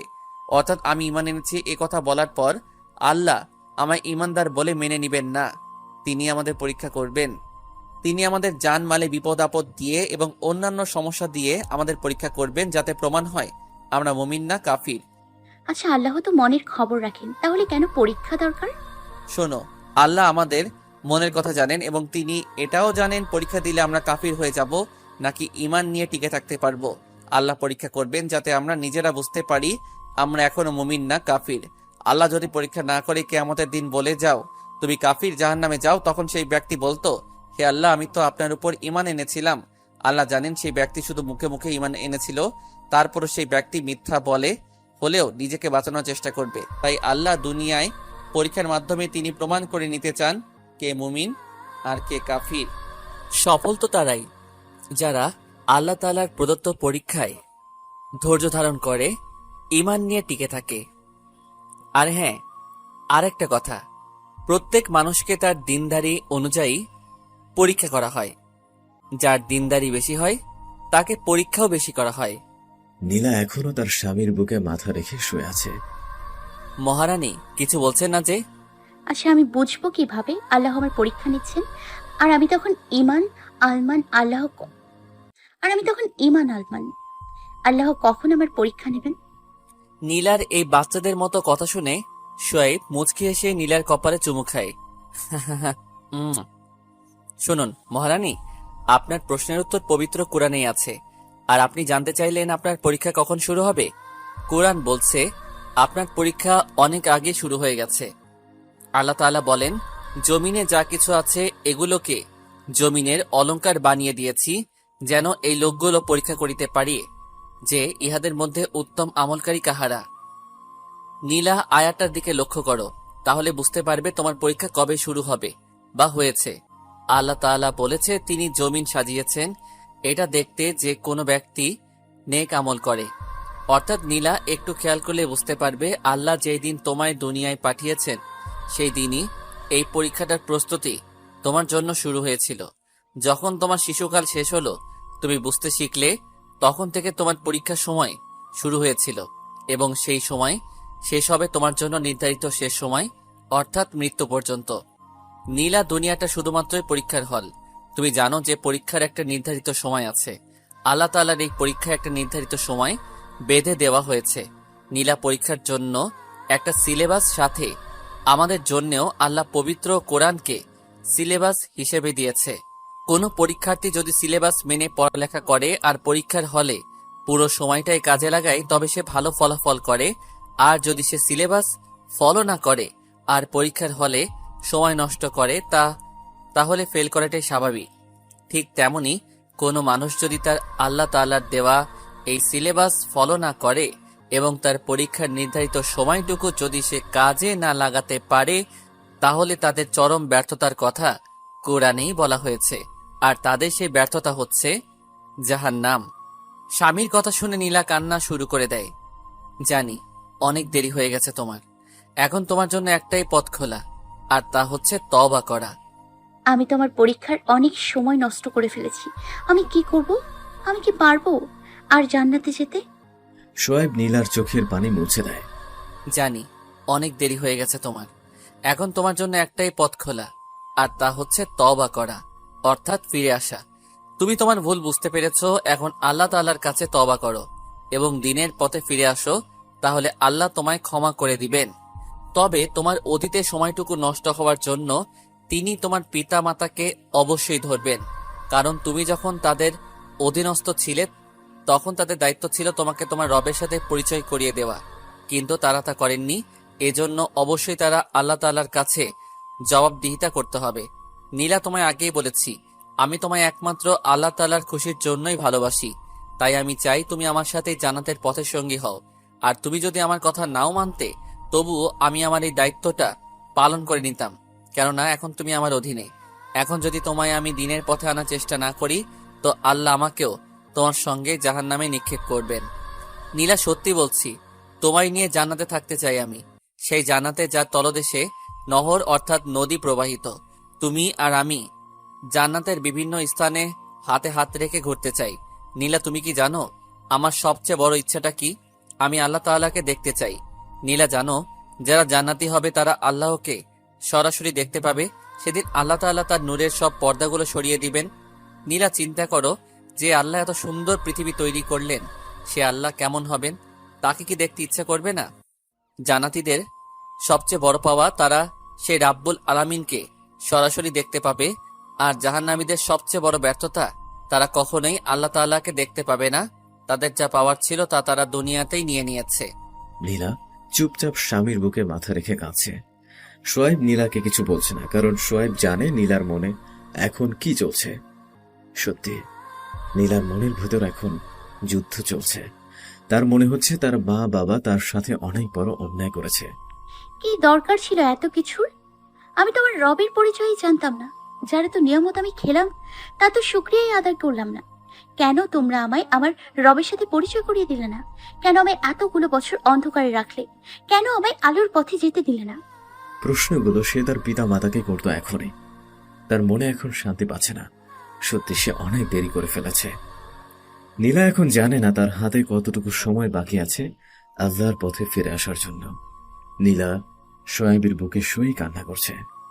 নীলা, তোমার অতীতের জন্য তুমি আল্লাহ তাআলার কাছে ক্ষমা চাও। তিনি তো বড়ই ক্ষমাশীল। আর আরেকটা কথা, আল্লাহ যদি না চাইতেন তবে তুমি আজ এই জায়গায় আসতে পারতে না, হয়তো অন্ধকারে থেকে যেতে। কারণ আল্লাহ তাআলা যাকে খুশি হেদায়েত দান করেন, আবার যাকে ইচ্ছা পথভ্রষ্ট বানায়। তুমি আল্লাহ তাআলার শুকরিয়া আদায় করো। সোয়েব নীলাকে সান্ত্বনা দিতে থাকে। এর মধ্যে আসরের আজান ভেসে আসে দূর থেকে। নীলা এখন একটু স্বাভাবিক আছে। দুজনেই বিছানা থেকে উঠে অজু করে নেয়। নীলা গিয়ে বাবাকে ডেকে আবার রুমে আসে। নীলা ফিরে এসে দেখে সোয়েবের চোখে পানি। আপনি কাঁদছেন? মহারানী, তোমার নতুন জীবন শুরু হলো। আমি এই কয়টা দিন আল্লাহ তাআলার কাছে অনেক কেঁদেছি। আমার স্বপ্ন ছিল আমার স্ত্রী আমায় জান্নাতের পথে দাঁড়িয়ে ডাকবে। সে আমায় বলবে, দেখো তোমার আমার সম্পর্ক জান্নাতি সম্পর্ক। তুমি আর আমি জান্নাতের প্রতিটা জায়গায় একসাথে ঘুরে বেড়াবো। সেখানে আমি তোমার অনেক সুন্দর সুন্দর গান শোনাবো। সেখানে আমাদের আর কোনো চিন্তাই থাকবে না। আমরা সেখানে চিরকাল সুখে থাকব। আমার মনে হয় আজ আল্লাহ আমার স্ত্রীকে তার পথে নিয়ে নিয়েছে। আমার মনে হয় এখন থেকে সে আমায় তাহাজ্জুদের জন্য ডেকে তুলবে, আমায় আল্লাহ তাআলার দিকে ফিরে যেতে সাহায্য করবে, আর আমার ঈমানের পূর্ণতা আনতে সহায়তা করবে। নীলা তার স্বামীকে জড়িয়ে ধরে। আল্লাহ যেন আমায় সেই তৌফিক দান করেন। কিছুক্ষণ পর বাইরে থেকে সোয়েবের ডাক আসে। তার বাবা ডাকছে মসজিদে যাওয়ার জন্য। সোয়েব নীলাকে ছাড়িয়ে তার চোখের পানি মুছে দেয়। তার কপালে চুমু খেয়ে বাবার সাথে বেরিয়ে পড়ে সোয়েব। 1 বছর পর নীলা তার সংসার নিয়ে অনেক শান্তিতে আছে। কিছুদিন আগে তাদের পরিবারে একজন নতুন মেহমান এসেছে। হ্যাঁ, তাদের একটা কন্যা সন্তান হয়েছে। কন্যা সন্তান, তার নাম দিয়েছে তারা ফাতিমা আক্তার। পুরো পরিবারই তাদের এই নতুন অতিথি নিয়ে খুশি। নীলাদের পরিবারে যে কখনো বিপদ আসেনি তা নয়। ফাতিমার আগমনে কিছুদিন আগে শোয়েবের চাকরি চলে গিয়েছিল। কিছুদিন একটু কষ্ট হয়েছিল, কিন্তু ফাতিমার আগমনের পর আবার সবকিছু ঠিক হয়ে যায়। এখনো নীলা যখন তার স্বামীর দিকে তাকায়, তখন তার ভেতরে কাজ করে সম্মান, ভালোবাসা আর মায়া। হ্যাঁ, নীলা সোহেবকে এখনো অনেক ভালোবাসে। সোহেবও নীলাকে ভালোবাসে, এবং তাদের ভালোবাসা কখনোই নষ্ট হবে না। কেননা তারা একে অপরকে শুধুমাত্র আল্লাহর সন্তুষ্টির জন্য ভালোবাসে। আর এই ভালোবাসা ততদিন থাকবে যতদিন আল্লাহ তাআলার প্রতি তাদের ঈমান থাকবে। এটাই তো ভালোবাসা, যা জান্নাতেও একে অপরের প্রতি থাকবে। যে ভালোবাসা মৃত্যুর পরও শেষ হবার নয়। এটাই হালাল ভালোবাসা, যা আল্লাহ তাআলার পক্ষ থেকে আসে। গল্পটা শেষ এখানে টানলাম। জানি না কেমন হয়েছে, তবে আমি চেষ্টা করেছি গল্পটায় যে বিষয়গুলো দেখাতে চেয়েছি। 1, বিবাহ কোনো উৎসব নয়, এটা ইবাদত, আর ইবাদত শরিয়তের আইন অনুযায়ী করতে হয়। 2, কালিমা পড়লেই তুমি মুসলিম নও, কালিমার হক আদায় করলেই মুসলমান। 3, মানুষের জন্ম থেকে মৃত্যু পর্যন্ত সব জায়গায় ইসলামী বিধান আছে। 4, দুনিয়ায় আমরা মেহমান, তাই এখানে সম্পদের জন্য মারামারি করা বোকামি ছাড়া কিছুই না। আমাদের উচিত আসল সম্পদ জোগাড় করা। 5, বড় বাড়ি তৈরি করা আমাদের রাসূল সাল্লাল্লাহু আলাইহি ওয়াসাল্লাম পছন্দ করতেন না, এটা শুধুই টাকা অপচয়। 6, কোরআন শুধু তেলাওয়াত করার জন্য নাজিল হয়নি, এটা মানুষকে চিন্তা করার জন্য দেওয়া হয়েছে। 7, পর্দা নারীদের ছোট করে না, এটা তাদের সম্মান বাড়ায়। 8, পর্দা নারীর দুর্বলতা নয়, এটা আল্লাহ তাআলার পক্ষ হতে তাদের জন্য সিকিউরিটি। 9, বিবাহের সম্পর্ক ছাড়া বেগানা নারী পুরুষের মধ্যে যে সম্পর্ক হয় সেটাই জিনা, আর জিনার ফলাফল খুব কঠিন। 10, তওবা মানে শুধুই ক্ষমা প্রার্থনা করা নয়, তওবা অর্থ ফিরে আসা। 11, কোনো মানুষকে যদি ভালোবাসতে হয় তবে তা হতে হবে শুধুমাত্র আল্লাহ তাআলাকে খুশি করার উদ্দেশ্যে। আর এমন কোনো মানুষকে ভালোবাসা যাবে না যাকে ভালোবাসলে আল্লাহ নারাজ হন। 12 দুনিয়া থেকে জান্নাত উত্তম। 13 দুনিয়ার পিছনে না দৌড়ে দুনিয়ার মালিকের পিছনে দৌড়ানো উচিত। যদি আমরা মালিককেই পেয়ে যাই তবে দুনিয়া থেকে অনেক বড় কিছু পেয়ে যাব। গল্পে আরো অনেক বিষয় আমি তুলে ধরার চেষ্টা করেছি, তবে সবচেয়ে গুরুত্বপূর্ণ বিষয় যেটা তা হচ্ছে আল কুরআন। আমাদের সবারই উচিত কুরআনের আলোয় আলোকিত হওয়া। যাই হোক, আর পেঁচাল করব না, বিদায় নিচ্ছি এখনই। তার আগে আমি দুঃখিত, সত্যি অনেক লেট করছি গল্প দিতে, আর লেখায় অনেক বানান ভুল আমি দেখছি। যাই হোক, বলতেই হবে অনেক ধৈর্য আছে আপনাদের। গল্পটা থেকে কিছু যদি শিখতে পারেন আমি সার্থক, আর লেখা সার্থক। শেষবারের মতো জানিয়েন যাওয়ার জন্য অনুরোধ, গল্পটা কেমন হয়েছে।